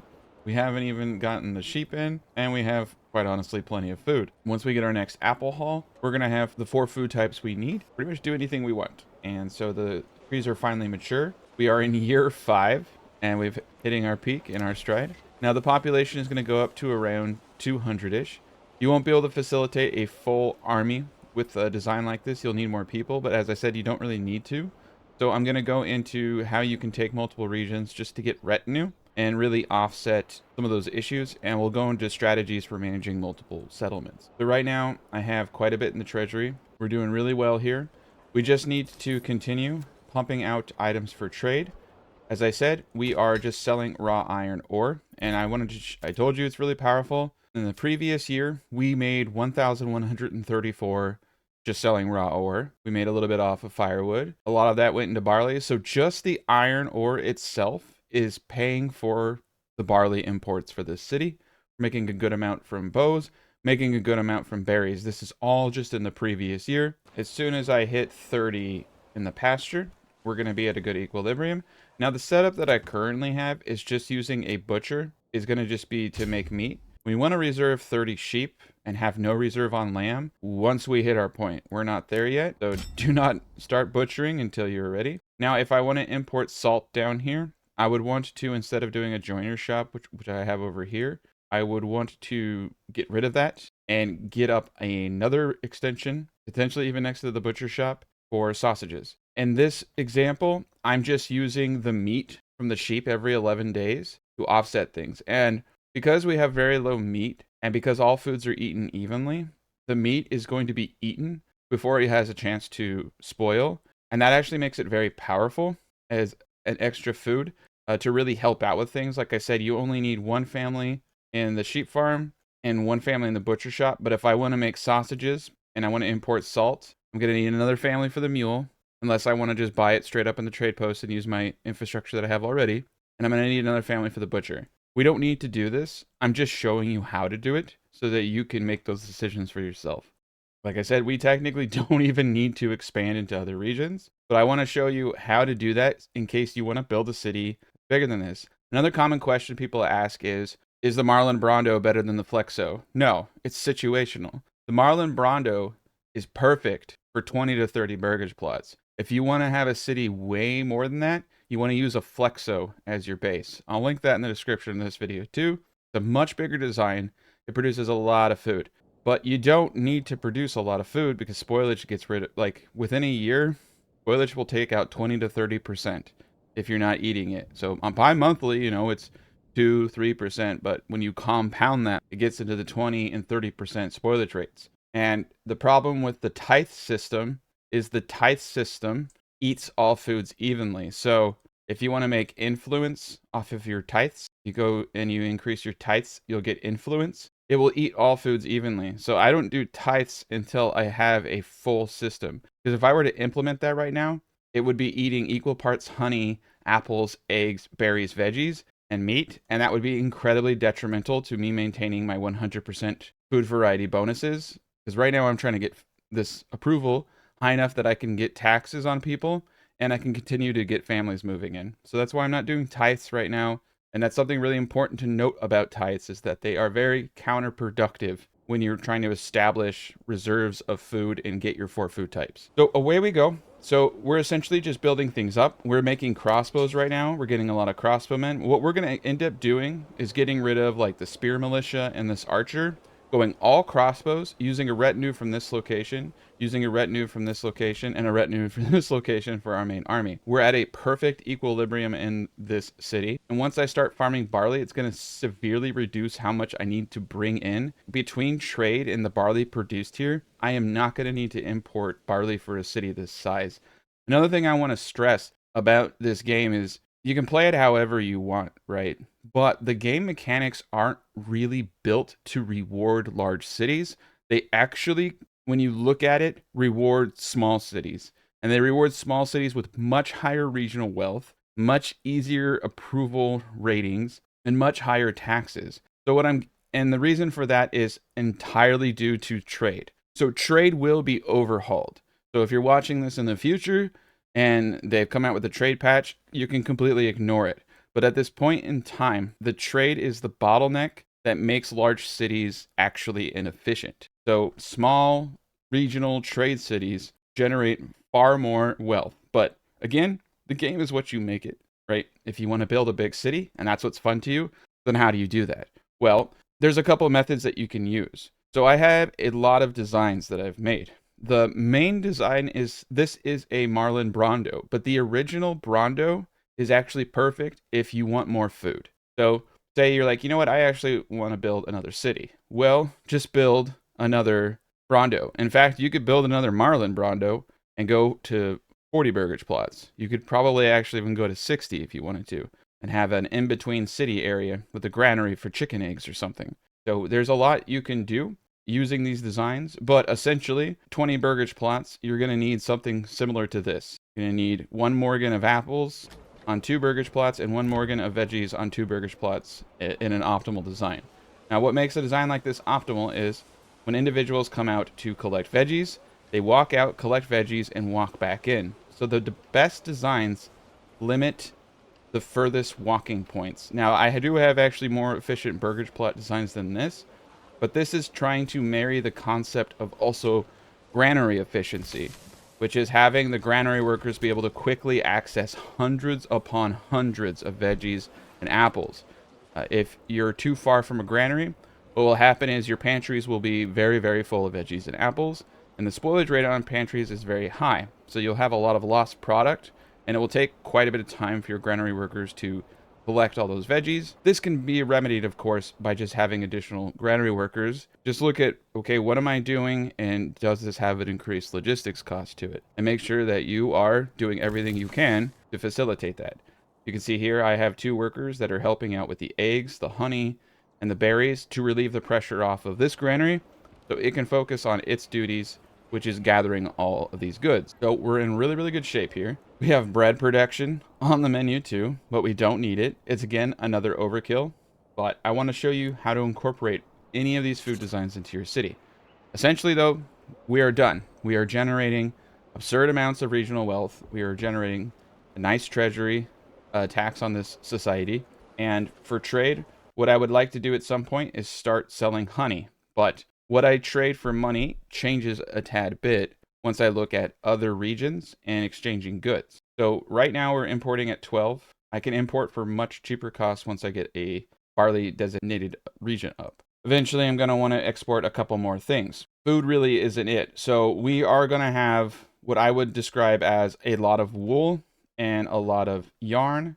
And when you get to a point where you can dial in your storehouse right next to the trading post in the current system, you can actually probably get away with about 6 trade items and be able to refill those really quickly. Because remember, they move 10 at a time, and it's just, I mean, they're just walking across the street with this stuff. So we can actually sell quite a bit more than what I would recommend a trade post that is not efficiently set up. So we're going to start selling all wool over 50, and we are going to buy a trade route for that.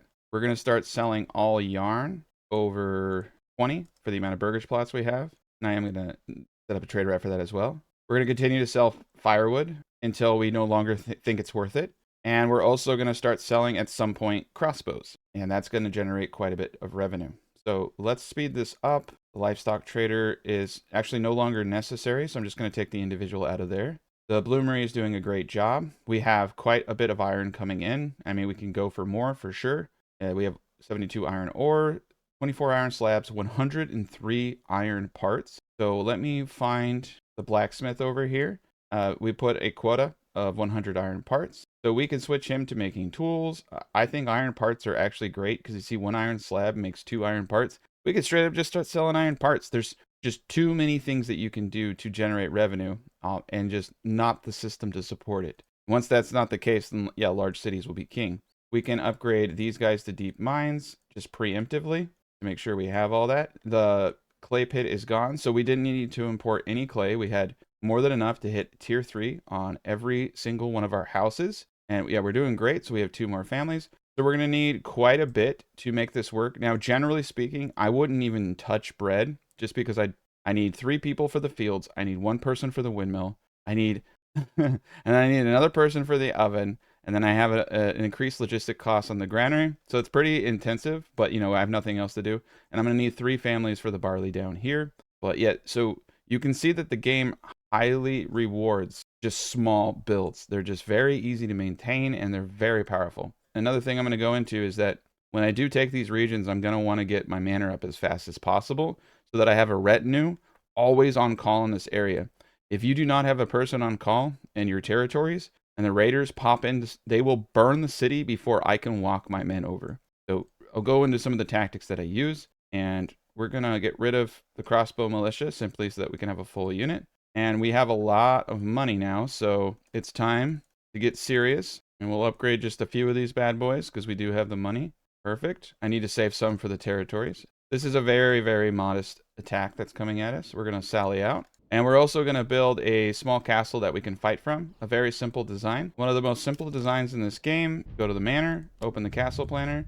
It's just going to be a basic circle with a double gatehouse. Now, yes, in the real world, you would want to tier your gates so they are not aligned to make it harder on the enemy.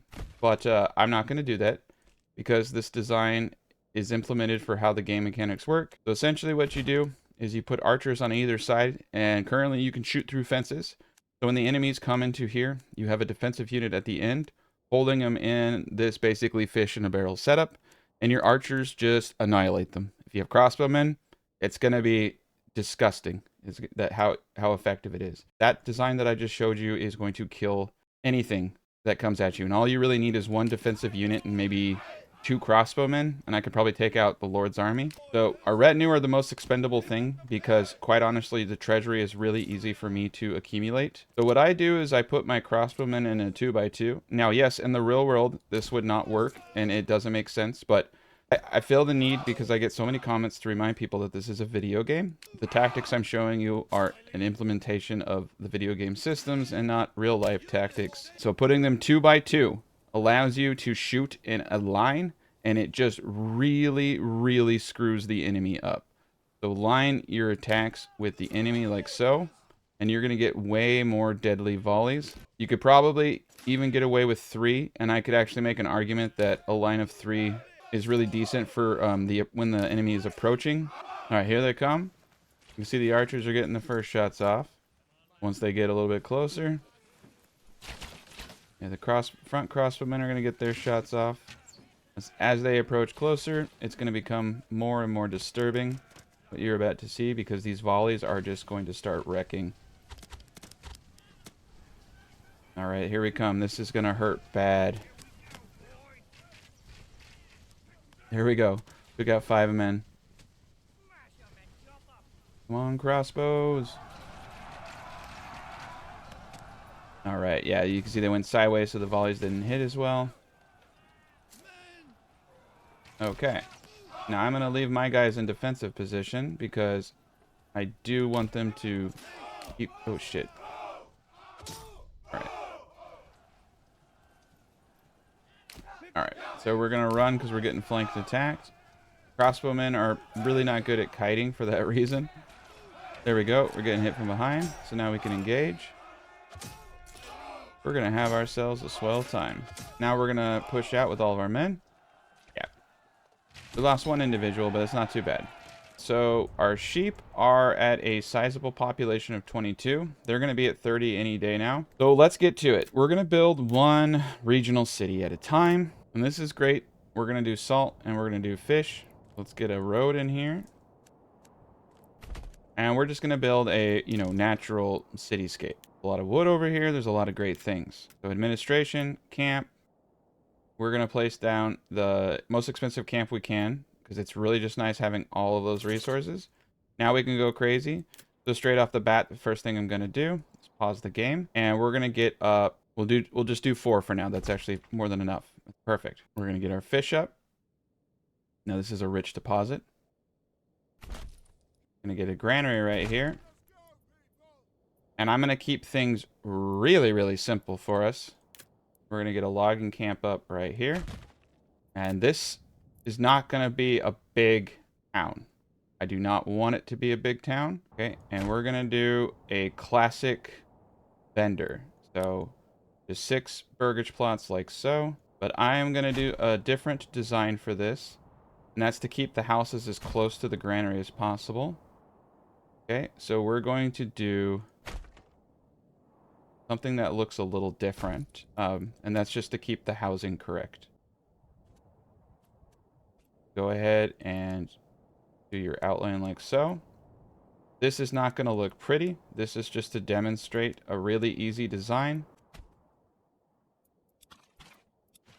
Notice with these plots, I don't care too much about my orientation because they're a lot more forgiving. Turn your snap to road tool back on. 3rd point here. 4th point there. That's actually pretty decent. This is not going to be a perfect example. I'm going to use a road just as a crutch. And we're going to use a corner like so. So I'm going to put my point here and here.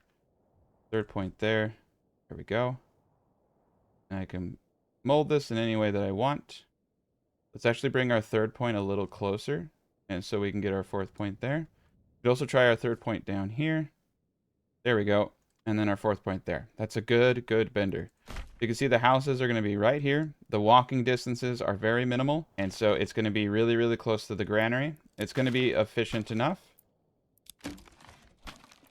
for what we're trying to do. This will be small scale. One of these will be veggies.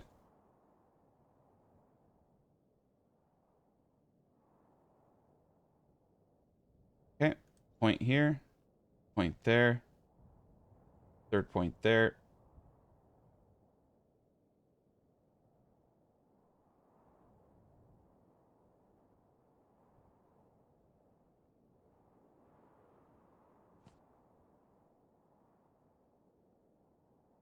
Because these aren't lined up and because I'm using the natural road, these are really weird. But I actually kind of think it's important to show people that a bender can be a very unique setup and still be very efficient. Point there. Point there. Here we go. This is actually pretty good. Good enough. It's a little, it's definitely a little funky bender. But those are going to be our 2 veggie plots. Granary here. Proximity to the fisherman hut. A well will be needed. We'll place it right here. Place a road. We can do more stuff here later. I think we want the storehouse to be closer to the salt. So I am going to have to dial in a different kind of build for this because of the salt being over here, where we have just like the perfect amount of workers for each zone. That's okay.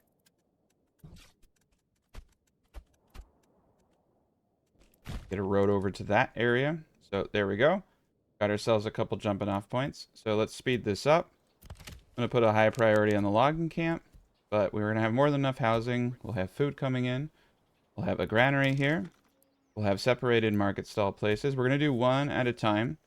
And so this is really important, as I said, because cities can be burned to the ground. We need a defensive force here to make sure that the bandits don't go straight into burn it down mode. So we are going to send our retinue up here until we can get our own retinue. Right, we're going to have a logging camp there. Also going to have a logging camp in this area near where everything's stored, because we're going to have board production over here. Okay, so we'll stand guard. And we're just going to let them build everything up. There's a lot for them to do. So I'm not going to put anybody into any kind of job. Definitely want to get another hitching post up. We can put that to high and order another ox. And eggs really do help out in the early stages of this. So we'll see what we can do here. You can see the ox with the log is actually stuck right now. So he got all weird. We're going to demolish the camp. Set it up once more. Here we are. We'll just let them do their thing. All right, now we're in business again. Get that logging camp up. Everything's unstuck. I'm going to put one family in here. I'm going to put one family in the fisher hut, and we'll go over fishing mechanics here momentarily. All right, and we can move the hunting camp over here as well. So I'm going to use the shrine tool and move the hunting camp near the fish. All right, so your first point on a fish is definitely going to go straight into advanced pond keeping. And that will double the amount of fish you have and double the population. This is probably as good as it gets after, you know, putting down like 20 shrines. Delete your shrines, hit the tab key to see all the shrines. Unfortunately, you have to delete them all one at a time. Now we're going to let them build it all up. All right, so I want to simplify fishing as much as possible. Chill Sloth has a guide, which I'm going to link, and he's given me permission to talk about his findings, and I'm going to kind of explain why his findings make sense. So technically speaking, in March, April, May, the fish regenerate 50% of their population. There is a limitation, however. There are only 11 fishing spots. So ideally, using basic math, you would want to set your limit to 2/3 of the shoal of fish. This works when you don't have the perk, but once you have the perk, you're actually generating fish faster than you can fish it. So you have to use a bit of a modified math. So since I cannot literally fish these guys down, I'm not going to be able to collect all of the fish. I'm going to need a minimum of 5 families to do so. So they're going to be generating faster. The game literally can harvest. So what this means is that you can actually have a little bit of inefficiency, and that is you can fish the population lower than you would think you would want to. Essentially, what Chilled Sloth found was that for a regular fishing pond, you want to set your limit to 235. With the perk, you want to set it to 370. On a pond like this that's rich, you want to set your limit to 373. And with the perk, you want to set your limit to 585. Now, 585, as I said, is way less than 2/3, which is 2/3 of 1,430 is actually 900. So what he's saying is basically overfish it, because that 50% bump that comes from that 500 and then the next 50% bump is going to be more than you can harvest. It seems counterintuitive because you're overfishing, but he found this to be the most optimal, and he was getting 1,135 fish per year with this 585 limit. Another important thing that he notes is you will lose 10% of your fish every month if they're left in the pantry. So you need to move them to a granary ASAP. But anyway, those are the good rates. So if you don't have the perk, use the 2/3 systems. With the perk, you could try this min-max approach. If you don't want to think about that stuff, you can just set it to 2/3. But I do think that he is right, that there is a value to realizing the limitations of how much you can harvest and trying to offset that by overfishing. It's an interesting tactic. So there we are. We're at 585. And so we are going to want to start getting some things up. Now, I'm going to want to trade fish for sure.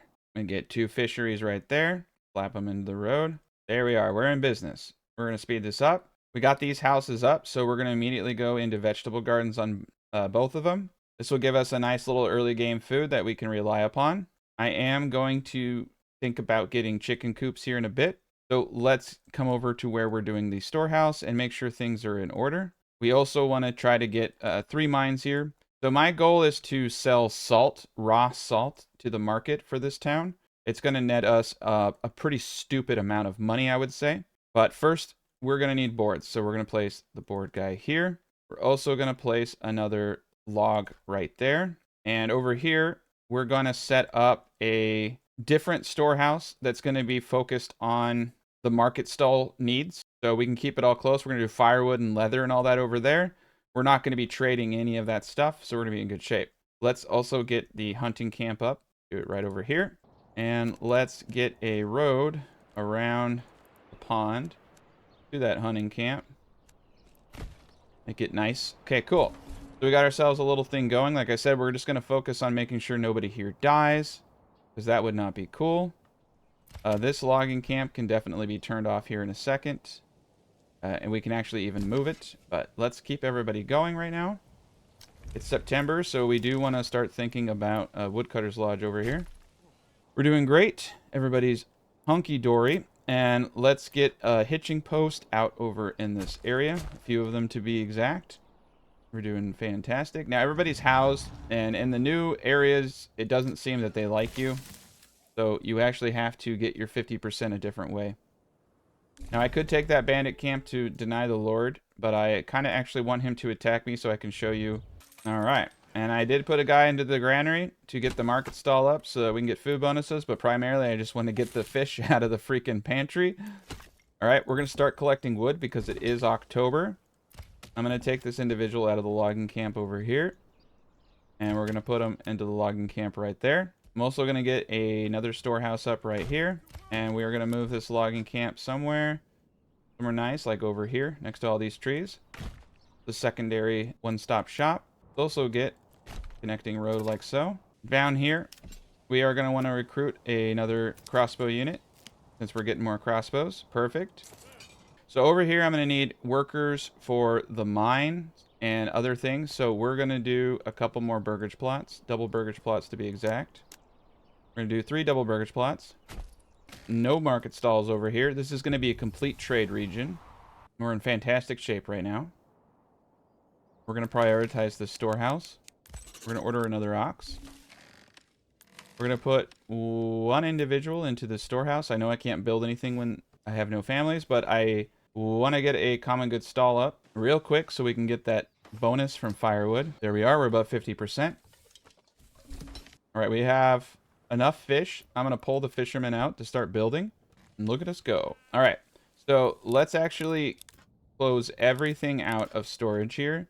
We're only going to be doing what we need to do over here, which is leather, hides, firewood. We're probably not going to go into charcoal, but we're going to get charcoal up anyway. And boots. All we're going to be doing over here is those goods. So over here in the advanced tab, you need to turn all those things off from being stored here. This is going to be the trade part of town. Unfortunately, for my trade posts to work efficiently, I think that we're going to have to keep things where they are.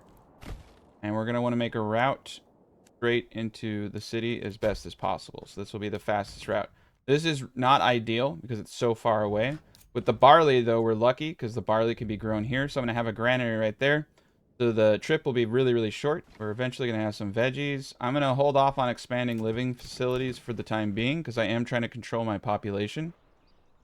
And we want people to move over here.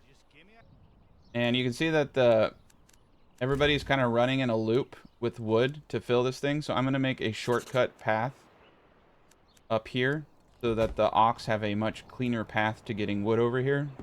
That way they're not having to circle around the whole neighborhood. The ox just love obeying traffic laws. As long as you understand that, you'll be in good shape. All right. So now that we have a family, we're going to go to the saw pit over here. We're going to set a reserve of 6 lumber, 5 for the church, 6 so I can build more burgage plots if necessary, and a plank limit right now of 40. And we're also going to get a trade post up like pretty much ASAP. And I want the trade post to be actually right where the saw pit is, so I'm going to move the saw pit right here. And I'm going to put the trade post right across the street from the storehouse. So I like turning the snap to road tool off, because what I want to do is I want to align this so they're just literally walking across the street. So this road, boom. Right out of the storehouse, right into the trade post. Now the next thing that I want to do in my industry area near my storehouse where the goods are going to be traded from, we can put a pack station here and use these workers to facilitate trade, or we can use our main town. It really depends on how much workforce you have available. All right, so 1, 2, 3 in barley. We still have 6 more families to come in. We're going to be at a pretty much perfect equilibrium here. 1 in the windmill, 1 in the oven, and 1, 2, 3 in the farmhouse. There we are. It's going to take 1 harvest for your fields to reach their full potential. The first harvest, you're going to see some really terrible yields, and that's just because they have to plow it for the first time. So seeding is massively delayed no matter what you do. So don't freak out about that. You can see now I have 225 apples, 312 honey, 126 berries, 372 veggies. We actually need to put, like I said, 4 families into the forager huts here. So we're 1 family shy. I'm going to slap 1 in. I'm going to pull 1 dude out of the malt house because it just doesn't seem to be necessary anymore. And we're just going to take a gander around.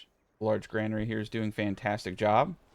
We are at 100% entertainment bonuses. So we're going to have even more money here momentarily. I'm actually going to destroy this joiner shop. Now, I would not do sausages and all that kind of stuff normally, but to show you how that would work, I'm going to destroy the joiner and I'm going to move a house. He doesn't need to be crazy different. So we're going to put a double burgage plot here, put a road like that.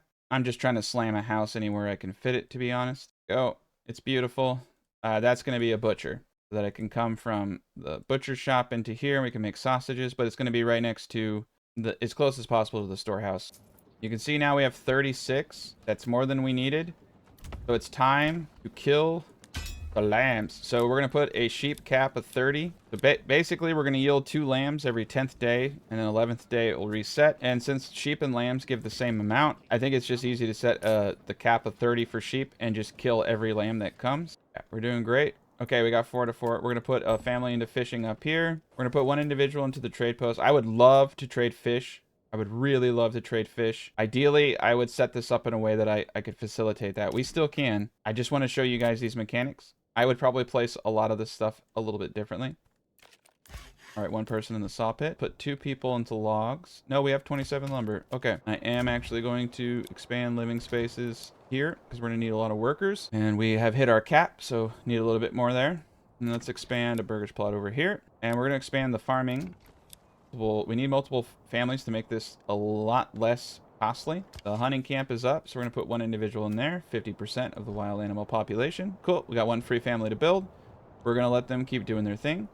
We're starting to plow the fields. We're going to have more food than we know what to do with, which is going to reduce the consumption of apples, honey, berries, veggies, and meat. You can see the meat is starting to flow in really heavy now.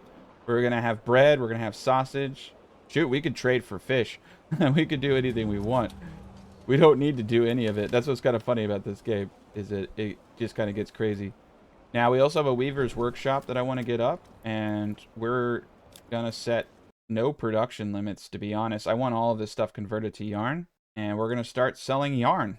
You can see that we have already set that up, so we're in good shape. We're gonna have, like I said, we're going to have a lot of trade items, but we're so very, very close to everything here that it's doing a really good job. The butcher's doing great. Unfortunately, you can't do both sausages and meat, so it's kind of, you know, not cool. But that's just the way that it is. We got ourselves our little handy-dandy fort. I know 3 is really easy to do. But for now, I'm just going to do 3. I have not been able to figure out how to do that 4th one quite yet. There we are. We're not even going to use that much salt, but it's there. And we'll go into deep core deposits with this place. So we're just going to go fish and then deep mining at some point if we want to build this city out to 20 burgage plots and do all that. I'm not going to do that in this video because I've already shown you how to get to tier 3. So now we have a storehouse. Now remember, whatever you're trading, the closer you are to the storehouse, the better. Or the good that you're trading, because the pack station guy has to go back and touch that. I actually am going to use the pack station in these trade regions because of the farming. I'm running kind of low on workers, and I'd prefer to put them into other things. But you can see that the difference between a 33%, which is where it's at, and 27% is quite a bit. So 40% fertility, 38 to 40 and above really seems to be the Goldilocks zone for getting barley yields. The rye yields are going to be much higher than this, but that's really good for a start. We have 5 free families with 1 more family that can be moved in. And that's going to go away as soon as I get this upgraded to tier 2, because this family will be dedicated to sausages. Trade is going to really start picking up now. Got 40 yarn. I'm going to have them stop selling food and berries because it's taking people too far away from the zone. I want to keep all the trade items coming out of the storehouse that's like literally right next to it. This area is right here. You can see we got crossbows. We got 134. We are going to start trading crossbows now. We're going to stop bow trade since we're not producing any. I'm going to trade anything over 40 crossbows, and we are going to buy that trade route. That is going to net us a lot of money. I'm going to get 1 individual into the mining pit for salt. We got a pack station. We need to order a mule. I'm going to put a person in there to pack stations. And we're going to set up a trade for honey. This is kind of an inefficient place for it. Like I said, it's better when things are together, but I just want to show you how this stuff works. Now, I could also do something different. There are 2 ways you can do trade, okay? So for salt, I can export salt at 4. Be better if I established a trade route, but I don't have the money. And then in my trade post, I come into my trade post, I go to trade, I go to where the salt is, and I say import. Do you see that 4 to 14? 14 is foreign. 4 is my domestic trade route. Now, if I uncheck allow foreign trade, I will only buy it for myself. And 4 per salt is amazing because I can take that 4, make 2 sausages, and sell that sausage for 6 a pop. So I can sell it for 12. So I can actually turn those sausages into a trade, or I can eat them. But what I like about pack mules, personally, is the ability to send something I have a lot of to another city in exchange for something that I want. So that is how you use trade routes, and they will send their own people. You can do that with barley, you can do that with a lot of stuff, and then you're just having small regional wealth exchange. With the pack station, though, it goes into the barter system. So barter partner. So we're going to trade with our main town. We're going to be sending salt, and we can receive anything we want. So if we want to receive honey, we'll do that. So we'll get per honey we give, we're going to get about 1 honey, 1.3. And that's not bad. Now, on the other hand, I could also request crossbows. So per crossbow I send, I'll get 2 salt in my home region. I can also then turn around and sell those crossbows at the trade post.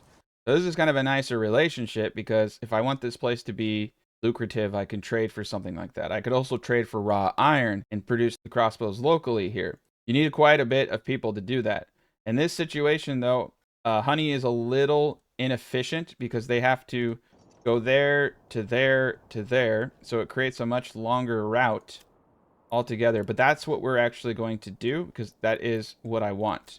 They move up to 20. A mule increases the carrying capacity to 20. And I'm pretty sure actually the carrying capacity of a person is 5 for these goods. I have never seen them sell more than like 5. It should be 10, but it appears to be 5. Outside traders on foot can trade up to 10 at a trade post, but yeah, these gentlemen, they don't do too well. So 20. So I'm going to be able to move 20 salt and get a bunch of honey. And 20 salt per trip, honestly, is a lot. That's 40 sausages if I have the meat for it. So then what you want to do when you get everything going is get your manor up as fast as possible so that you can get your retinue. If possible, your garrison tower up too. Boom, boom, boom. But as you can see, I'm going to buy 1 more mule. Place a bunch of hitching posts around this area. For future ox, we've got trade coming in. We're doing really, really well. So we are going to export salt. We are eventually going to buy a trade route. And we're going to export any salt over, I would say, 40. So we want to get these guys in the salt mines. They got 12 there. They're doing fantastic. We want to get someone in the storehouse to move everything. And we want to speed this up. This is really, really great. And we're going to bring a church into the mix. And we're also going to build a well over here, as close as possible at least. So these people have access to water without having to walk all the way into town. And then you can take your houses and look at where they're working, and you can reassign them. So 1 person there, 1 person there, 1 person there, 1 person there, 1 and 1, and even the pack station 1. So what I would do is then come into my area and just start manually assigning. I don't even have to look because, you know what I'm saying? Unassigned, trading post. So yeah, just start assigning workers into the areas that you want. This will allow you to have a much more efficient design. So it looks like we are going to need a couple more houses over here. 2 more. I have 9 burgage plots, so I'm actually going to do just 1 more. 10 burgage plots is really nice because I only need 1 market stall for common goods. 10 firewood, 10 leather. That's going to be the next thing that we want to get up, is some kind of leather. All this, all the stuff that I showed you to do, just apply to here. I just want to show you how to get the trade portion of all these cities up. As we can see, Jorg and all of them are walking by hand. They have salt. They're not using the donkey yet because the donkey hasn't got here. But they're walking to where the source is. They're walking to where the honey is stored. So he already got the honey and he's coming back. However, this individual right here, that's actually kind of cool. I didn't know they would do that. He's going straight to the apiary. There, he just, the dude just took it and booked, man. All right, cool. It must have just automatic. Yeah, you can see I have 20 salt now. So it automatically did the exchange. That's really interesting. But he came to the source. So that's actually really cool because that helps me produce more honey. You can see I have 13 honey and 251 fish. So we're all doing really, really, really well. And once I get some more salt, we're going to be in a better place. I'll put a road like so. I'm going to put another sideways road like so. I like to have lots of roads. There we are. But that's it. That's how you do it. So you can do it through trade post or you can do it through backstation. Now, I don't think I actually need to show you guys how to set up another village. I don't think it would add any value.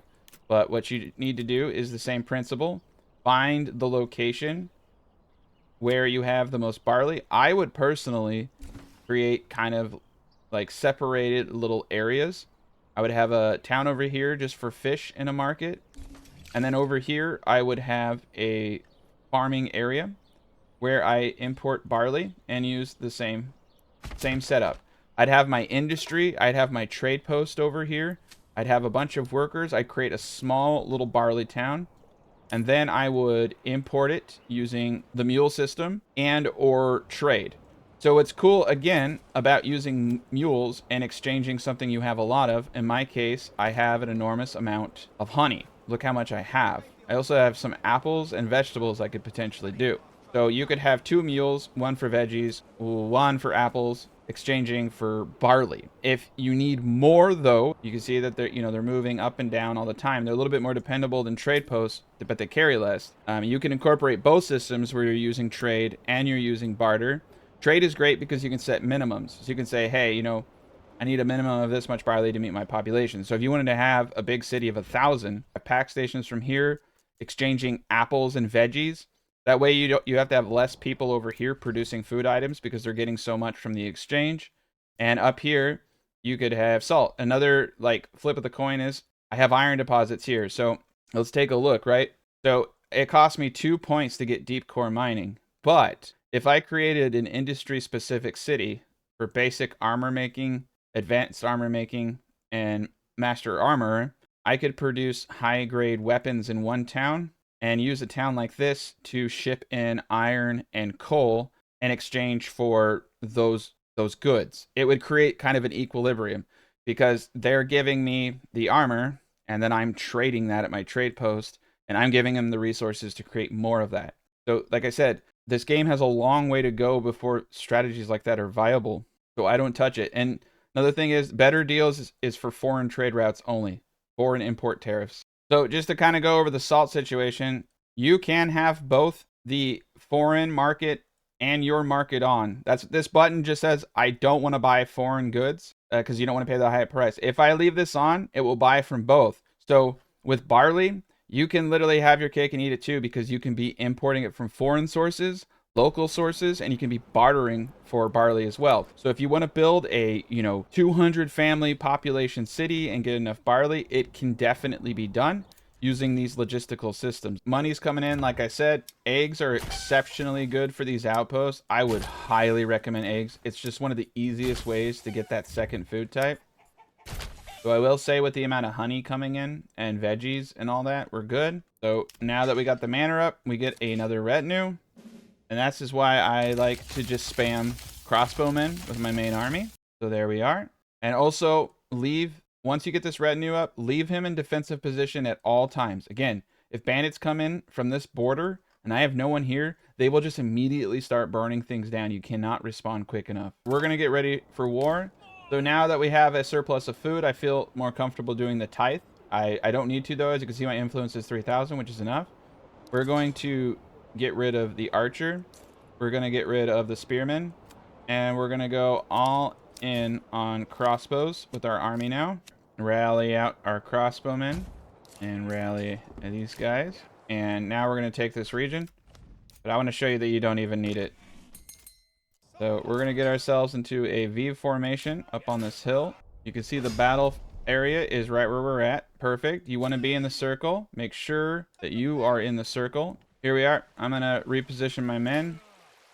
Give them the stand your ground command. Crossbows are about to start firing. There we go. You can see they're already taking substantial damage after one volley. It's going to start to get pretty serious. You can see they're dropping like flies now.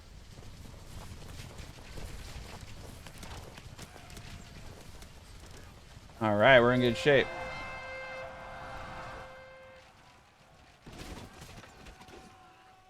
Okay, so this is a pretty serious thing. They're going to try to flank us on each side. They're going to try to take their units over here and flank us.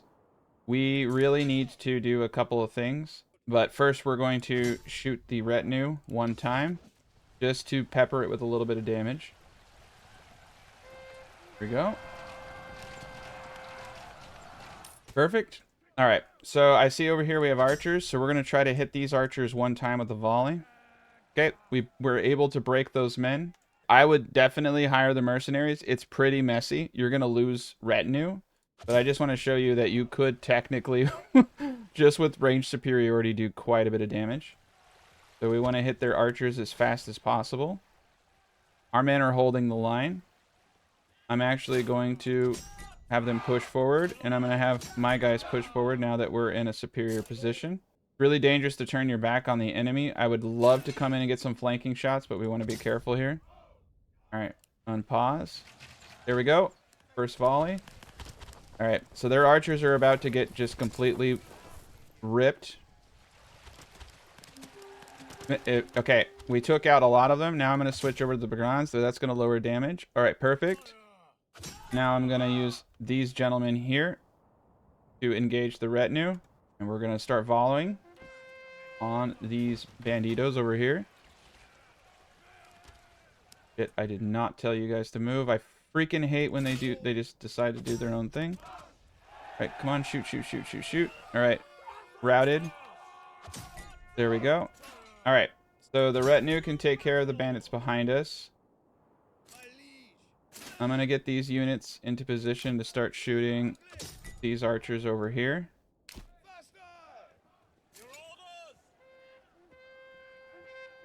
Okay, and this guy I'm going to have shoot those guys behind us. And now it's just a shooting match, which is pretty bad. Perfect, perfect. Here we go. Let's see the damage these guys are going to do now. 3 crossbowmen can really rip an archer unit apart. These are mercenary archers, though, so they're heavily armored. But crossbowmen are going to rip. So my guys don't have any armor. I like to give myself little handicaps like that. It's just kind of my thing. We've taken out the archer unit. We've taken out that archer unit. That archer unit just routed. Or no, they disappeared. We're going to... Okay, they're broken. Now we're going to start annihilating these guys. So with armor, you're even crazier effective than this. Alright, we're going to run our guys back and let the archers try to come into range of our crossbowmen now. So if I would have had that third area up with the third retinue, we would have taken far less casualties. If I would have had anyone armored, we would have taken less casualties. But this is kind of just to show you how kind of silly the game is that even poorly equipped, you can kind of just spam crossbow units. There we go.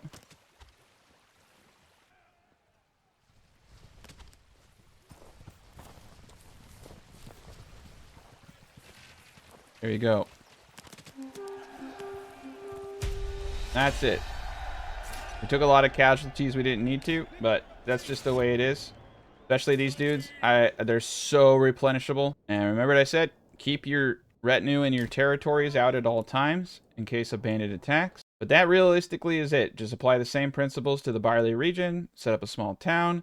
You can see in the other town here that we're starting to accumulate trade. So as I trade more and more salt, as I trade more and more things, I'll also be able to tax this region. Also be able to get these guys to tier 2 and tier 3. And you know what? You can import barley from over here too with mules. I can trade salt from here to salt over here, get a butcher, get the same lamb set up, make sausages. You pretty much can do whatever you want. And all you need to do is go to your sausage production and just start having to make sausages. I wouldn't put a production limit. You literally just tell them to do it, and they'll take any meat and they'll take any salt and they'll start making sausages. But remember, you need 1 butcher for the meat and 1 butcher for the sausages. And butchering's kind of cool too because you get an insane amount of hides. It's nice because you don't have to use the pens. Now, in an area with meat, you can take trapping and advanced skinning to get double the amount, not only from the butchers and the animal pens, right, but hunters. But animal pens are nuts. So an animal pen is just 2 boards. But with that perk, you get 8 meat per year per pig. So you can just compound. You can do a bunch of animal pens for meat. You can make insane amount of sausages and sell them. Sausages sell for so much. So what I would do in a rich region like this is do animal pens on houses around a salt mine and just like get a granary specific for sausages. You export each sausage at 6. It's so crazy. But anyway, I hope you found value in this.